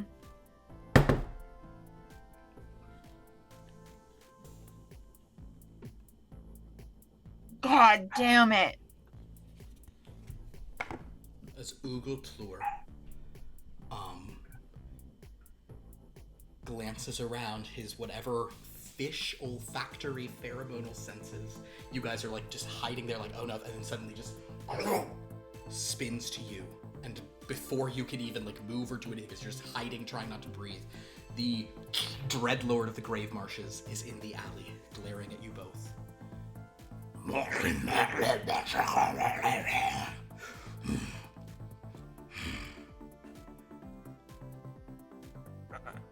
After a moment, actually, I'm going to roll for this too. He will then say, in very,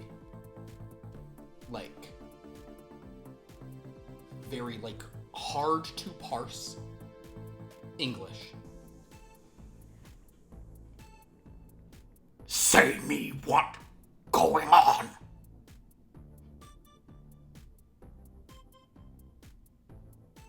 You want to know what's going on? The stench of him is horrible. But off that beat, we will go to Oksana.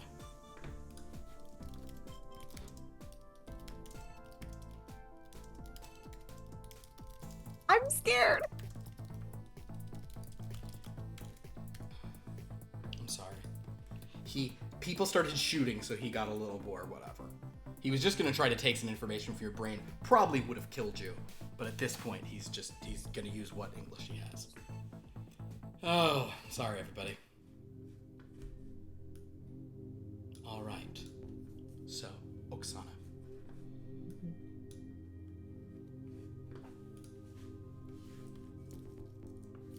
You and Dracula make your way up the hill.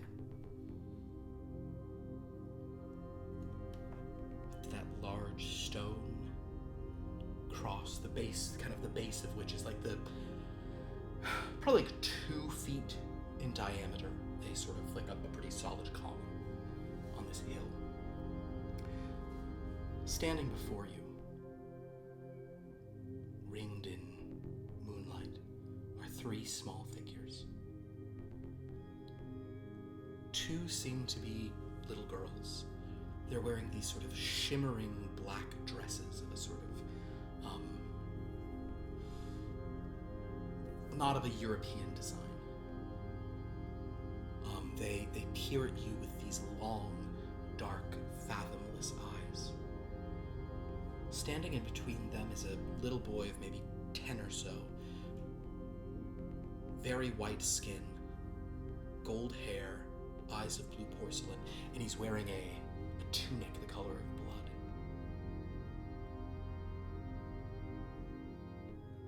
Dracula sort of stares at them and he stares back.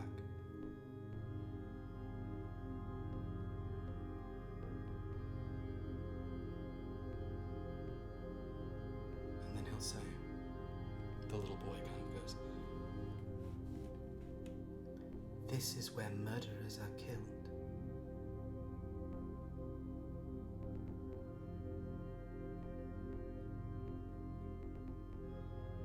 Oksana will look at Dracula to see if there's any indication of him knowing what's going on. Do you declare me a murderer? Is that what this is? Little boy says, "It's not for me to say." He pulls out a little reed flute and starts to play it. One of the little girls pulls out some Pandean pipes of thin cane, and she begins to play on those, a very sort of haunting, strange tune. The other girl pulls out a shell that has strings on it, and she begins to pluck them. And these 3 children begin to play this sort of strange song. Something about it is hypnotic, alluring.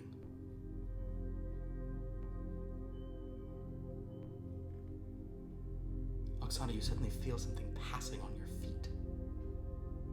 You look down and there's a large snake that is slithering up the hill behind you towards these children.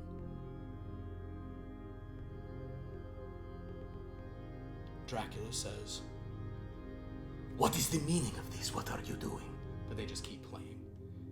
He says, What is... I don't have time for these games.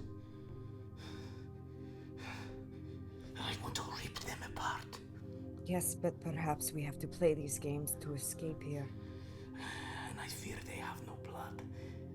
I do not smell any upon them. Oksana, why don't you do a perception check? I was just gonna ask. Do I trust this die? 19 Plus. plus 5. 24. I did that math. Give me a compliment. You do. Congratulations. You Thank do you. smell blood. You actually smell a lot of blood.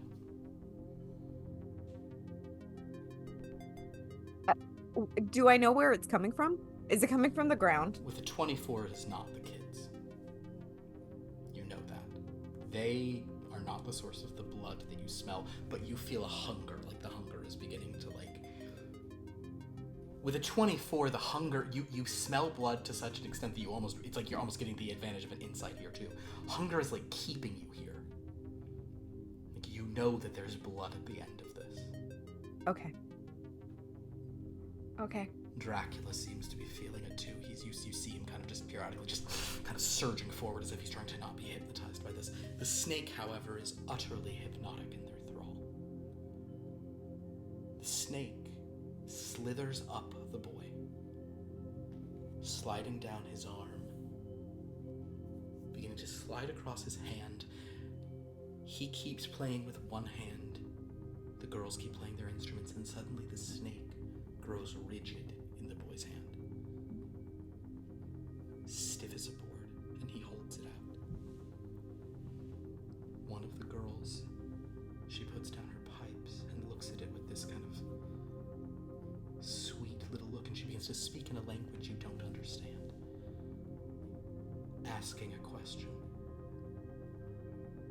The other girl asks another question in the same unknown language, and the snake on the hand begins to spin like a compass needle before its head points to the second girl.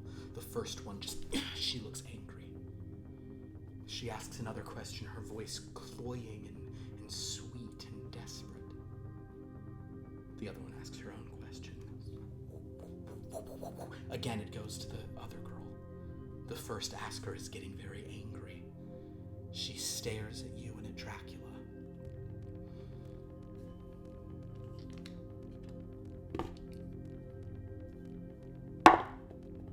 And she points right at you, Oksana.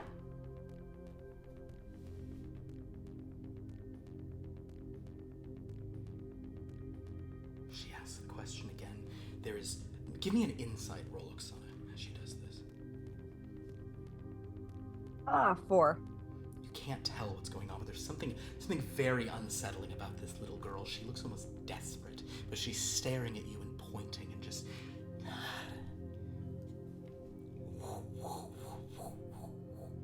It finally points at her. The other little girl looks a little upset now. The little boy just stares with a tiny smirk, looking at you and Dracula. The little boy rolls his hand and the snake falls onto the ground, dead. And then he looks at you and says, "Come and rest a while." What is the judgment? What judgment?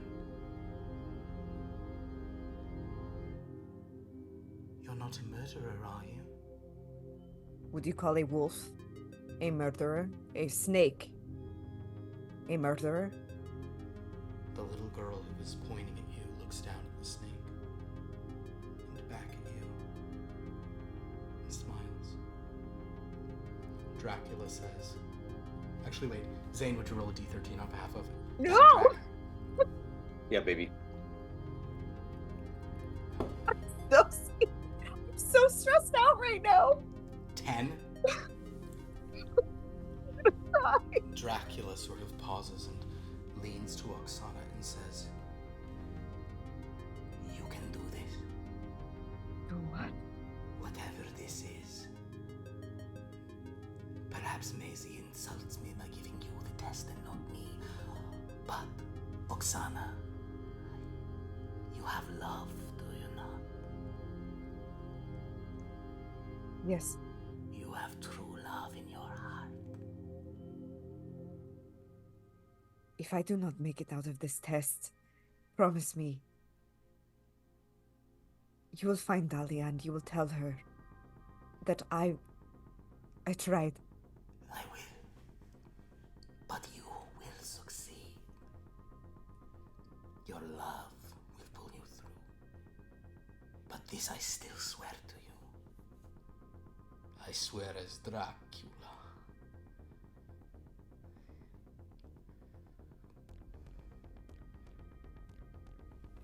Oksana will step forward and go to where they tell her to. Oh my god. As you walk towards them, Oksana, you become incredibly tired. You feel your body just weakening, your eyes growing heavy. The two little girls step forward, stroking your arms as they lead you toward the cross. The one who was pointing at you, she sort of says, "Rest, rest." They turn you around and you kind of lean back against the cross, and it sears your back, not really dealing any damage, just kind of an unpleasant, and yet even there, just taking the weight off your feet feels so good, and you fall to a slumber. Mr. Manager. Yeah, yes. You have led the Mistwalkers to Merkshire.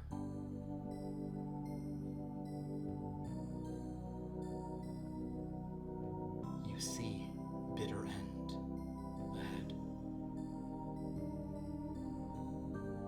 and a wicked pool glistening in the moonlight behind it. Bitter pool. A place that some of your characters knew all too well. Long time ago. Mm-hmm.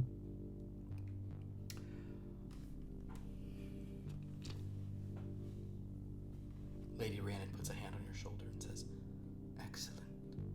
Excellent work. You've done very well. But I need more from you. What? You are the newest among us, the least set in his ways. You are to be my champion. You are to manage the others. Do you understand?"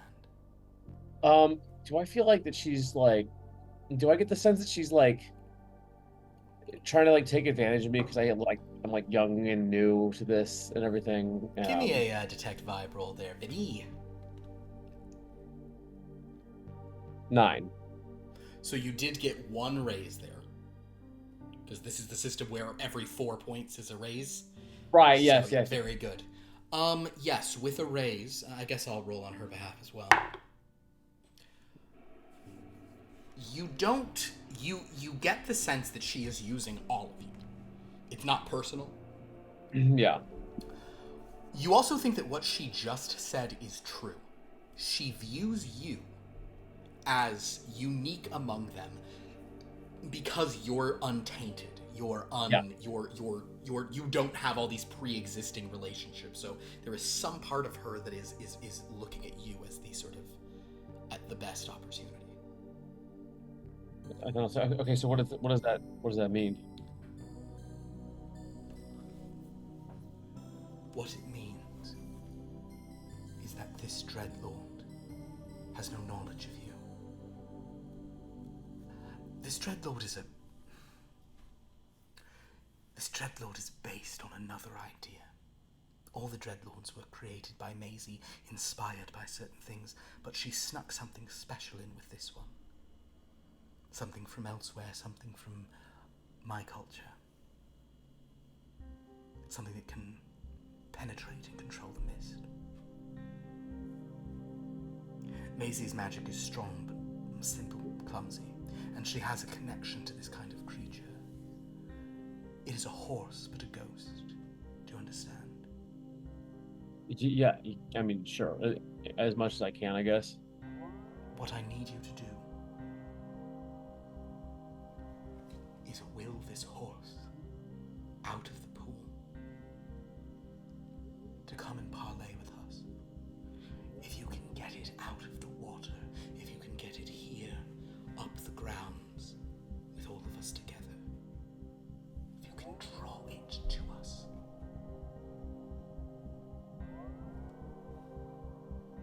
I can do the rest. With your help, of course, with all your help. And they're kind of looking around and just kind of having a weird vibe. Will you do this, manager? I mean, is there I don't know how to speak horse, but I can try. Just your presence, your give it your presence of personality. You're the manager after all, aren't you? Yeah, I am. Then that is all you'll need. I have faith in you. She sort of steps back. La Trovadora kind of walks to you, and you see Lady Rhiannon almost like wanting to come back and stop La Trovadora, but then she pauses, and La Trovadora says, Alright, so just so you know, this horse is very dangerous, and I think she's probably doing this because she thinks you're expendable or something, you know? So you don't have to do this. Do you have any? I mean, I would like to. I can very easily talk the boxer into doing this. All I have to say is I bet you can't, and he will try. Can you talk the boxer into maybe like just at least backing me up? Sure. Hey, boxer. Just so you know. he's like, yeah, what's up? And she goes, Just so you know, Lady Rhiannon is saying that you're not up to doing this and that you couldn't even go assist him if he required it. oh yeah, is she really? I know reverse psychologically, so I don't buy that. Unless, oh, I get it. This is double bluff. Ha! Nice try, Latrove. No, I can do it. I'll go do it. You guys think I can't? Whatever. Think you can double reverse me? Wait, is this a triple reverse? Can you help me? Because you think I can't? No, I think you can. That's why I want you to help me. Oh my god, that's like the fucking most complicated psychology I ever heard. Oh my god. I want you to help me because I think you can help me? Jeez, man. Ugh. What? Holy shit. Alright. Okay, what are we doing? We're gonna try and get the horse over here. The fuck? What, horse? No. That's bullshit. I know we're like bringing it, but like, what, you're going over there to the pool? Yeah. He's gonna drown you, bro. I mean, I can get away. Oh. Okay, cool. Yeah, that's then great. That's cool. You just be a little further back to like, you know. Are you asking me if I've ever punched a horse? Because I have. Yeah. No, that I believe. I punched a police horse once. It was fucking funny. Yeah. Okay, well.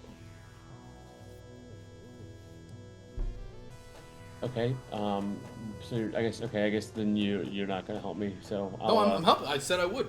You tricked me, or you didn't trick me. I'm doing. Listen, whatever psychologically you used, I'm fine with it. Okay. Well then let's try and just do this. Okay. So again, I'm going to punch a horse if it tries to take you under the water. That's the idea. Sure. Yeah. I mean, I'm gonna try it. Well, don't punch it immediately, but yeah, just feel it out. But I'm gonna try something, and we'll see if it works. Sounds good. All right. Cool.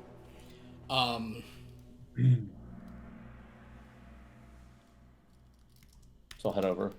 As that happens, the Trovador just kind of leans back, and the Drifter goes, "You didn't want to try to send him with anybody else?" And she goes, "No one else is stupid enough to go." The fugitive sidles up next to him and he goes, "I didn't do it." I'm like, "Yeah, fucking we know." So, manager, as you walk down with the boxer several paces behind, you get to the edge of the water. It's black and thick, lightless. Excuse me, Mr. Horse. We're here to talk. We're here to work out a deal with you. All right. And then I would like to. Okay. Yeah. I want to. I'm gonna. So you tell me. Okay, you tell me if I know if I can do this, and if I can, then I'll try and do it, and if not, then I won't. Love it. I want to like stick like a finger or something in the water and have that finger like start to turn into mist. Ooh, I think that sounds great. And in so doing, that would be a vitality roll. Fantastic. And I feel like we should, you know what, I'm going to do one last thing here. You are now a vampire. I'm going to put, you've been a vampire for a bit. Let's give you a +2 bonus in vampire stuff. Have I regained power? You would have regained power, yes. You're at full, honestly, at this point. Because they've been finding stuff for you to feed on. You're fine. Yeah. Okay. All right. So vitality roll. It's a vitality. It's your highest die. That's a 13. This is what we're here for. Yes. All right. So. The total is a 15, so... It is a 15, which actually super matters because that's going to supersede that as a 13. But roll the d13 again. Let's see a horrible surge. 9, no. Okay. God, and we're at 7? Oh, no, we're 8. I missed one. Who's had 13s tonight? Lauren had 3, Liv had 1, Dan had 1, or Lauren, did you have 4? I think Lauren's at 4. Lauren had 4. I think I had 4. You Regretfully. count yours, Philip? You genius. I didn't count mine. That's the smartest thing anyone ever said. Hey, Galanor and Saber, thanks so much for being here. Really appreciate it. All right. Good times. Alrighty. So with a 15, so 1, the fact that you've hit the 13, because, oh my god, Dan, 15 gets you double raised. If only you could add 1 more to it, that would be a 16 and a triple raise. I don't know if there's any, Ooh, tell you what. Wait, no. I rolled my highest value, it explodes. It doesn't explode on 13s. The Dread Oh, Clock does advances not? instead. You know what? In this instance, fuck it. Do it. It explodes. Roll your d13 again. 4. 4. Okay, so that gets you to 19? Yeah.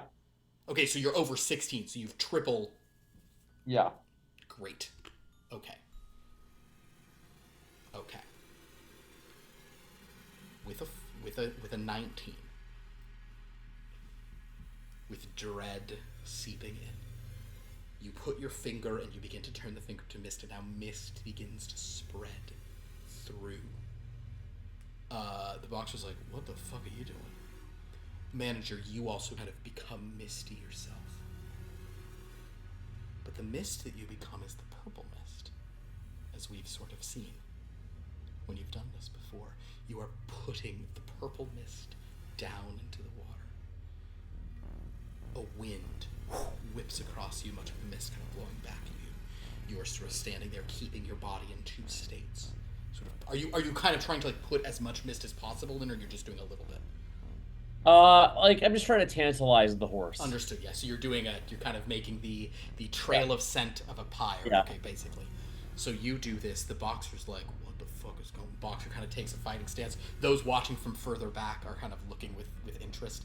The tourist is like, I gotta get a picture of this, right? And they're like, don't use that one lens. He's like, I won't. And then he takes that lens off and is mad, but he's not stealing your soul. He's literally just taking pictures. Yeah.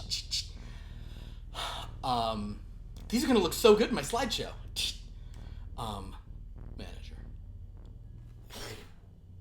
A wind blows, and then rising up, parting, the water parts in this kind of black, big eyes of this horse, the horse ears, soaking wet. It rises up, the mist curling onto it, seemingly having no effect. The phantom horse looks at you for a moment. Give me a detective eye roll, Mr. Manager. 8. That's a raise. Yeah. You sense great curiosity, but a lot of animosity. You do sense you're on a razor's edge, so you'd better say something now that will either get it to come with you or get it to not, like, try to pull you in. Although you do have an advantage given that you can become mist, is, you know, it's harder for it to pull you down, but...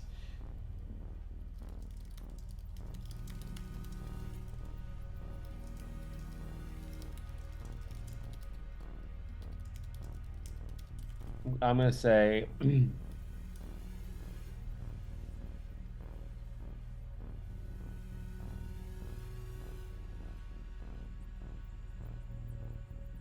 say we're here to work at a deal.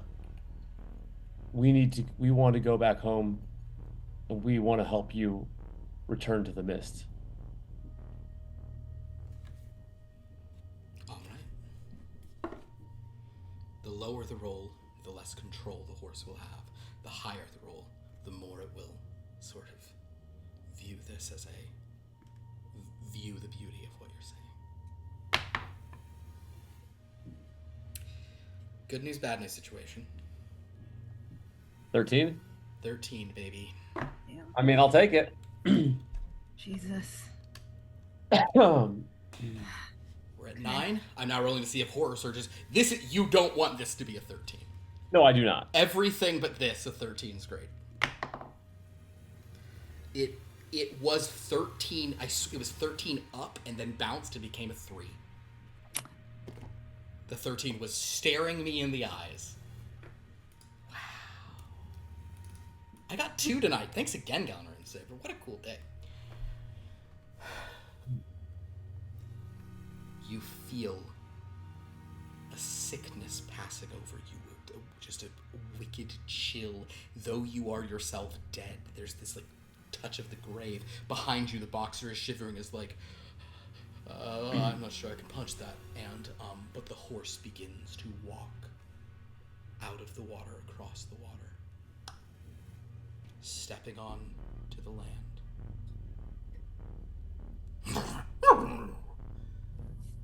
I'll turn and like lead it. As you sort of walk there, the I'm boxer turning back into a fully corporeal form. The boxer is just walking backwards like, fuck me, fuck me, fuck me. And he gets to the others who are sort of gathered intensely, and Lady Rhiannon is staring like, yes. Manager, you just walk, you've turned your back on the horse, and that sort of like, I'm not even scared that it's gonna whatever, but you can feel its just strange breath behind you. And as the Mistwalkers and Lady Rhiannon look at the horse, we're gonna go back to Miss Oksana Smirnov.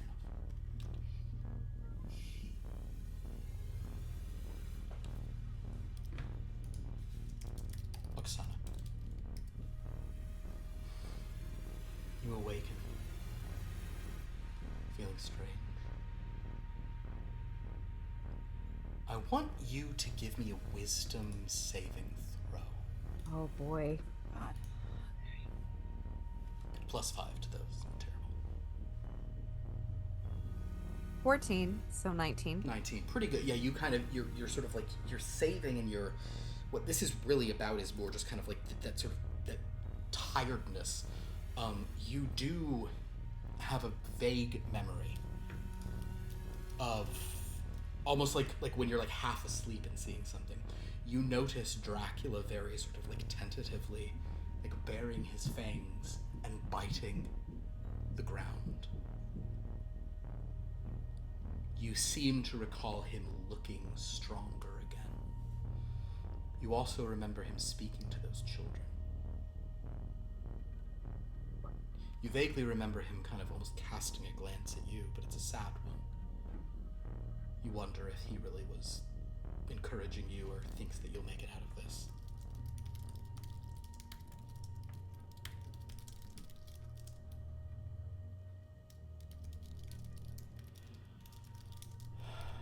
But he's gone now. You also have a vague sense that your arms are bound behind you. And another strange sensation that you don't think you can move. Or even transform. You're just tied to this cross which burns your back and your arms. Sizzling. It's not hurting you, but it's weakening you. It's keeping you here. It's keeping you from doing anything, from escaping. You feel little arms, little hands on your arms, stroking them, digging in to the point where your flesh touches the column, and then they step back in front of you. The little girl who'd been smiling before, while pointing at you, she smiles again.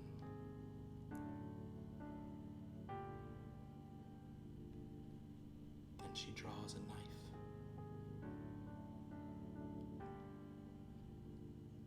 The little boy looks at her and looks at you and says, "Are you a murderer?"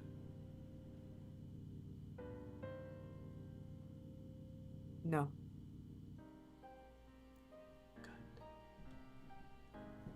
She steps forward with a knife, begins to run it on your face. It's cold. It's the coldest thing you can remember feeling since becoming a vampire, Oksana. It's absolute chilling.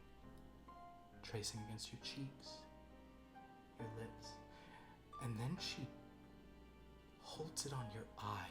You can almost feel it touching. It's not cutting, but you can feel the blade there. It's covering your eye. The metal on your eyeball, it's awful. You, with whatever you can move, you try to pull away. You can't even do that. She moves it back down your body again. She looks at you and says, "Can you feel it?" Yes, but I do not know how. She looks at the others and kind of almost like hovers up or maybe climbs, you're not sure. But now suddenly her little face with those long, dark, deep eyes just staring at you. She says, "And can you feel that?" Make a perception check, Oksana. Oh, a 2. +5, so 7. You don't feel anything different. You don't see the knife anymore. You're not sure what's going on. No.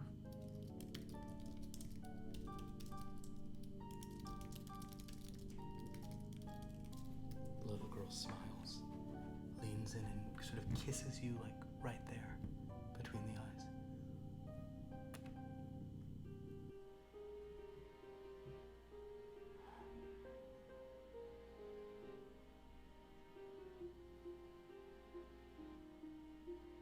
Good night. She smiles again. Oksana, you drift back off to sleep. Oksana, your sleep is fitful. You have a dream of that song, that eerie song the children played, bringing that snake up the hill. And you awaken again to another sensation. Your body is racked with pain. And your eyes hurt.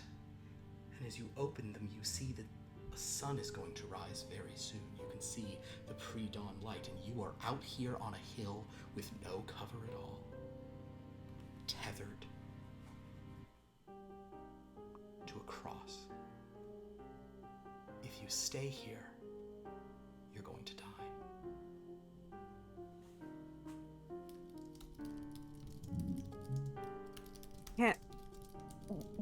Can I still smell the blood in the ground? Make a perception check.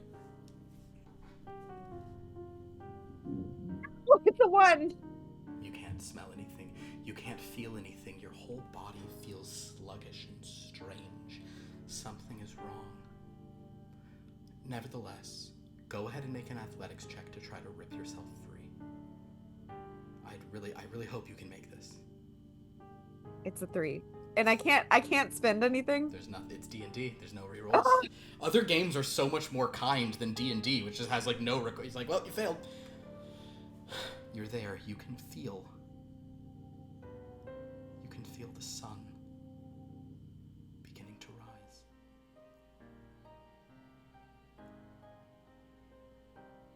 Something is wrong, Oksana. This test is very wrong. You can't smell, you can't do anything, you're just stuck here.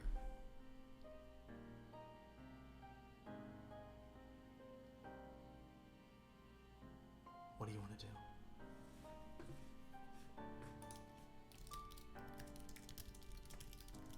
She's going to close her eyes and think of Dahlia.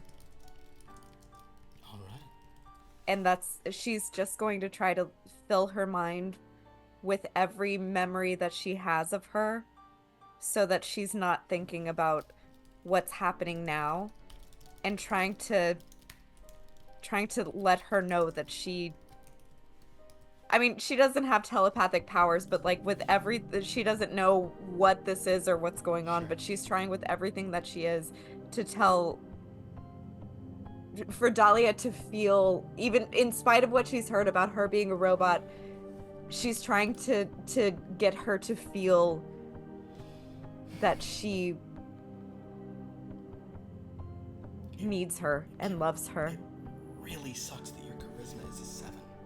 Well, you know. But go ahead and make a charisma roll. There's a -2 penalty to the roll. How? You know. 13? No, it's a 2. Oh, so a 0. Oksana, you try to reach out to Dahlia, but you simply can't feel her. You can't feel anything. Something is so wrong as you're on this cross. Something is deeply wrong.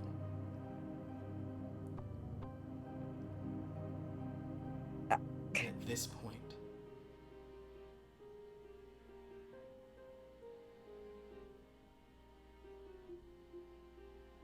you feel your heart breaking.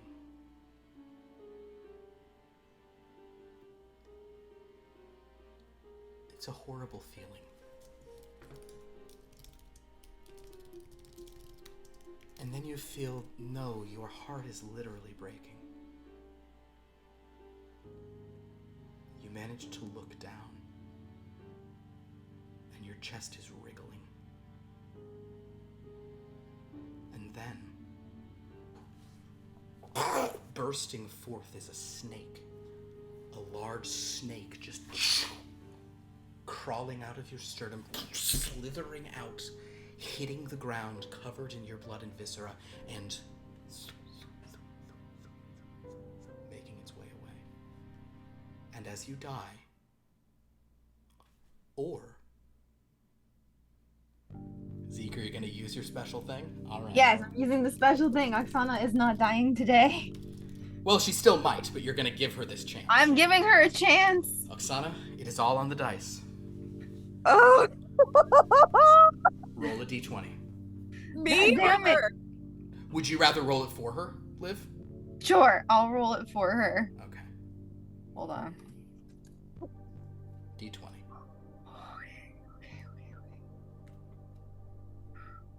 Okay, I'm gonna hit it. Oh, 19. 19. Oksana, in fear, honestly just bolstered by the fear you feel.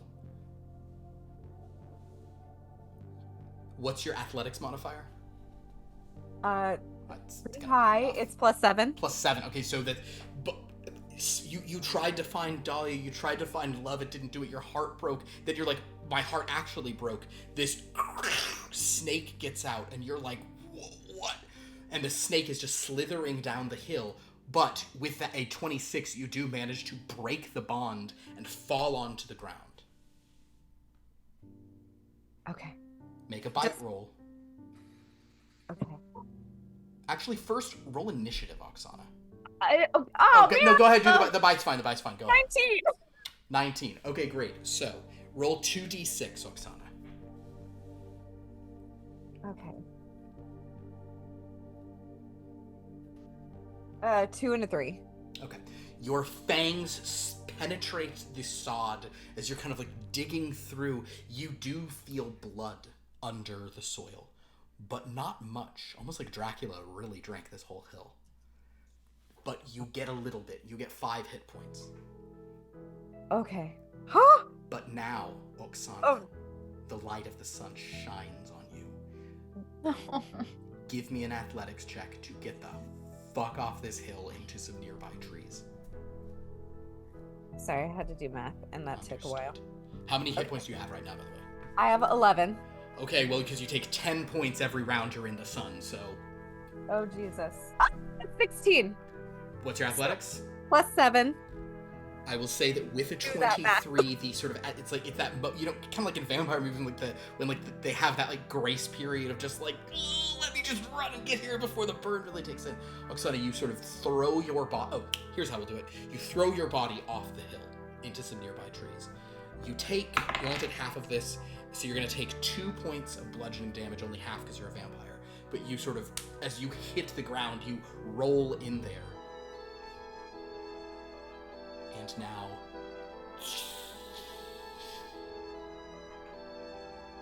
you've avoided the damaging sun as it just crests the hill. You're alive, thanks to Zeke. Your arms are horrible. Your back is just it's tingle. You've been sort of this constant torment. That was kind of what was. You know, in D&D, there's actually not rules about, like, holy symbols specifically, so it's kind of just, I was just saying that was preventing your, like, transformations and stuff. Mm-hmm. But, and you have this gaping wound in your chest. But it begins to re-knit slowly. But it begins to heal.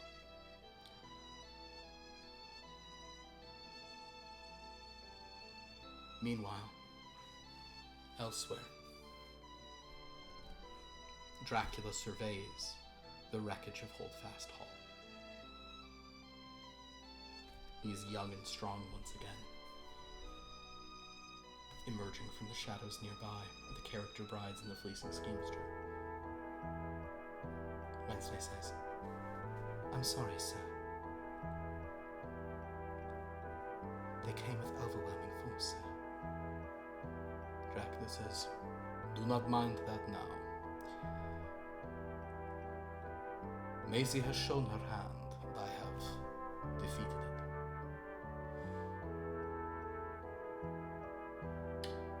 My strength is returned, and I remember what...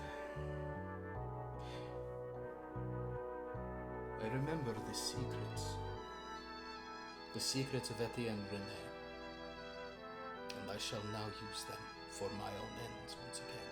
For though I am replenished and look forward to experiencing your bodies once again." Fleecing Timber's like, "Experiencing their what now? Hey man, this guy's pretty fucking cool." And Voluptuous Bikini Dancer's like, "It would be about time." He's like, "There is one body I want more than any of yours. He must be part of this. And since I can feel his soul has no other vessel at this time." Zane, roll a d13.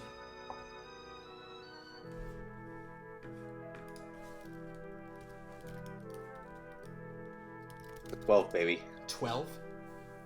Out of the nearby mists on the edge, you know who it is. Ah! You know who falls out. Mr. Plantain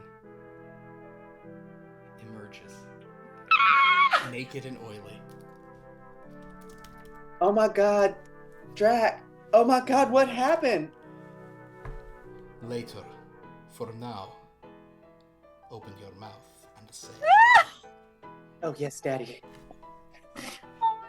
Fleecing Schemester just pops a beer and sits up on a wall as the character brides and Dracula and Everett converge and goes, "Man, I've been hanging out in the wrong place apparently. Holy smokes. Oh, this is like, oh man, actually this is a little much for me. Jeez. I kind of like softcore more, to be honest. You guys want to like maybe get some soft focus on yourselves there or something? Want to throw? Oh no! Oh, you start with that? Holy smokes! All right, fair enough." Oh my god. I couldn't have anyone not have a character next game. Oh That- yeah, no. That's the rule. The Beautiful. best. The best. Beautiful. So, best way you could have solved that issue. With This is the best way to solve that issue. with Zeke and Johnny staring. Everyone here. Okay, here's how it is. With Zeke and Johnny staring at the Dreadlord Ugeltor, with the manager leading the Dreadlord, the Phantom Horse, with Oksana dreaming of the Dread Lady, Dahlia, and with Everett Plantain being voyeured by the Dreadlord, the Fleecing Schemester. That is where we end tonight's session. Jesus Christ. Wow. And that was amazing. Ooh. What a session. a lot happened that session. I do apologize that you're all like in so many, so many different places, but it's how it goes. It's fine. It's worth it. So this ends our final Friday session of Blood from a Stone. Oh, y'all. Next week, we will be playing on Thursday, October 31st, Hallows Eve. with many interruptions to give candy to children.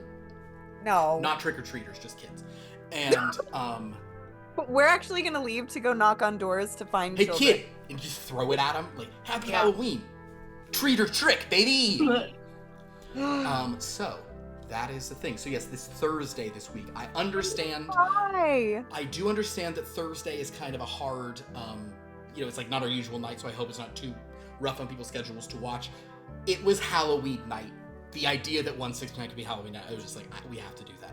We've had a lot of Halloweens. This will be our fourth Halloween session. We always do a game on Halloween night. The first one was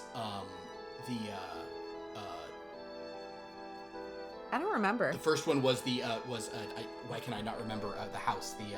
The house. Oh, in the Trow mist. House. Trow House. Trow House Oh. was first, and then the second year it was one of our all-time greatest things. It was Marion Carrion's like monster movie one. One of my favorite episodes of this. Oh, that was really so good. I love that one. The That year was so after good. that, the Halloween one was the Doom that came to Burbank. Our sort of that was last That was a year ago? That was a year ago. Yeah. Holy Our thing where it was the sort of Guild of Secrets flashback black and white episode of the movie studio that disappeared and became a Dreadland, that became the proto. Wait, which one was when I was in the hot dogs and stuff? That was the first week of Blood, but that wasn't Halloween night. That was the week that's leading up right. to Halloween. Yeah. I thought it was Halloween because I was in like 5 costumes, You were. and they were dog costumes They were because because you're very petite. Very- So we've had a lot of stuff, and then our final Halloween game will also final game of this. We have a lot going on. Everyone has at least one character alive, and some, I would say, some have probably their, among their favorite characters. Some have characters who they did like, but probably would prefer that Rawlings had survived, and some have Johnny Voltage. So it's like it's a very. Let's go.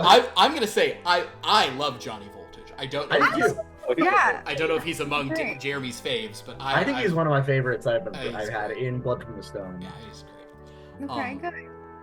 Thank you so much, Liv. Thank you so much. You're yeah, welcome. Liv We gave gotta up see her our free girl thing. through. What would have been really cool is if Zeke had died and you'd held onto it, so Oksana and so you could have I actually probably would have let Zeke die in order to save it to Save make sure Oksana. It also, boy, did you need it, because Oksana was in that position. Yeah, I'm also going to just glad I mention asked this if to I could use everyone. someone else. So Gibbet Hill is I know it's a long game, but I'm just saying this real quick. Gibbet Hill is a story that Bram Stoker wrote that was published in 1890 that they just found. I told him. I was Lauren the told me about it, and I was like, found well, him.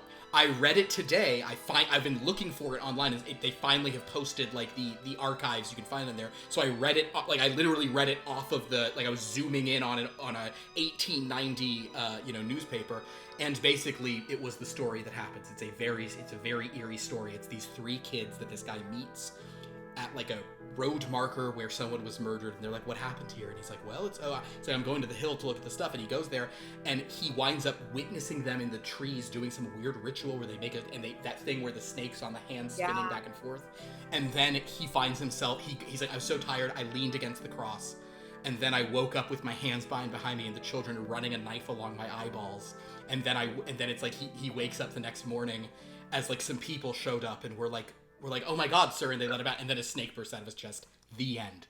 Dude. Yeah. Okay, then I like, as much as I don't like horror surging, especially when it's my doing, I don't like 13s. I'm very glad that happened because when I told him about this story before he even read it, he was like, "Ooh, I'm gonna have to figure out a way to incorporate that."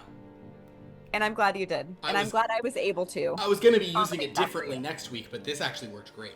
Well, Do you know about the Iceland translation of Oh, Dracula? I know all about the Iceland translation. We can talk about the Iceland translation. That's some fun stuff. Yeah, How long did that go for?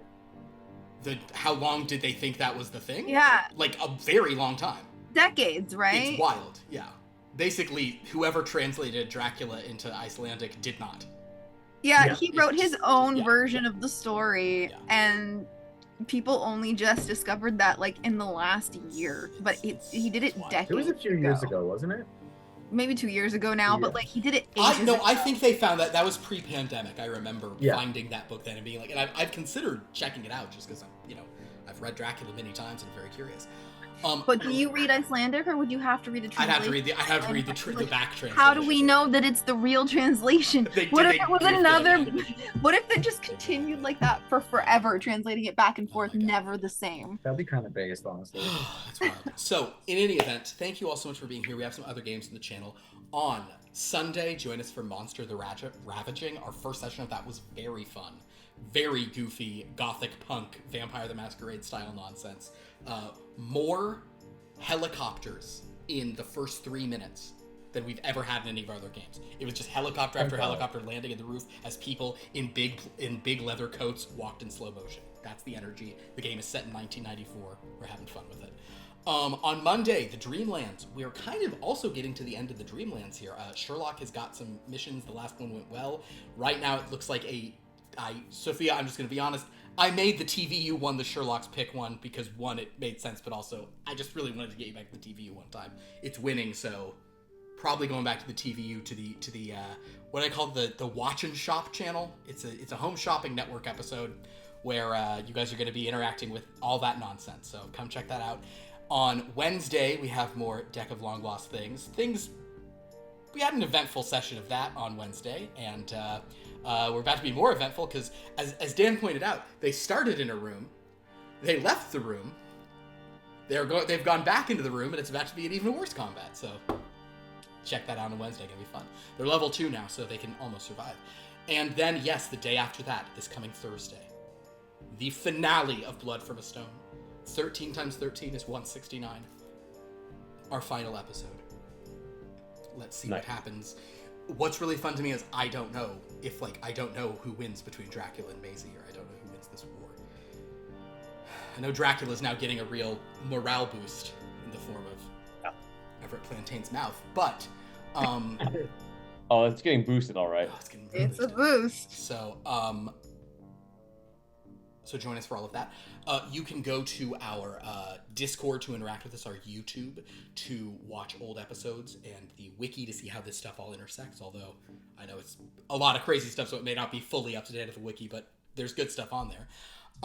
And also, do we want to thank anyone in chat? Because I bet we want to thank Book and Dagger for being with us for 42 months now. Thank you so much. That's a lot of months. That is a lot of months. And wanted to give a shout out to Galanorian Saber for giving a community sub gift for the 39th sub gift. Thank you so much. We really appreciate that. That's very nice of you to do. So, and just thanks everybody for being here with us for so long. Really looking forward to next week for the final game. Yeah, it's gonna be fun. It's gonna be fun. Also, these wonderful people do wonderful stuff online. Follow all of them, but would anyone like to plug anything in particulate? Understood. Well, follow them. You can find out what they're doing. It's cool. Did you notice I said in particulate instead of particular? I just thought it was. I did. Wow, you're so clever and so funny. It's just, sometimes I just don't know if people understand how whimsical I am. Like, I'll sometimes wear like a fun little hat just to kind of be old-fashioned. And I also don't know why everyone like has this problem with calling women milady. I knew. It just seems like a fun, whimsical way to show a playful bon mot, as it were, kind of just to demonstrate an old soul, I thought the game was scary. A Renaissance man. Renaissance. I think the other term is joie de vivre, Philip. I do. Joie de vivre. Let's all talk about joie de vivre all day long. If you notice, I made the plural the first word of that because that's what we do. Let's not. Well, if anyone still wants to watch us, we'll be here on next Thursday, so join us. Thank you for watching this and also dealing with Phil. Yeah, we appreciate you. Thank you, so and greatly. we're sorry. Thank you, and goodbye. Thank you. Good night. Until next time, have a dreadful night. Ooh.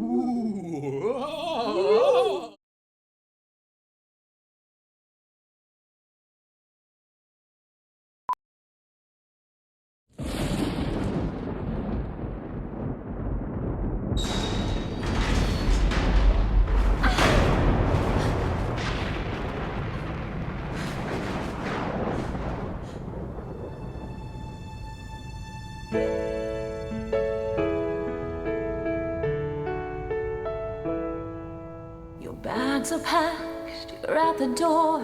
A taxi's on its way. There's nothing left to say. I'll give you back the ring. Don't look at me like that. You had to know.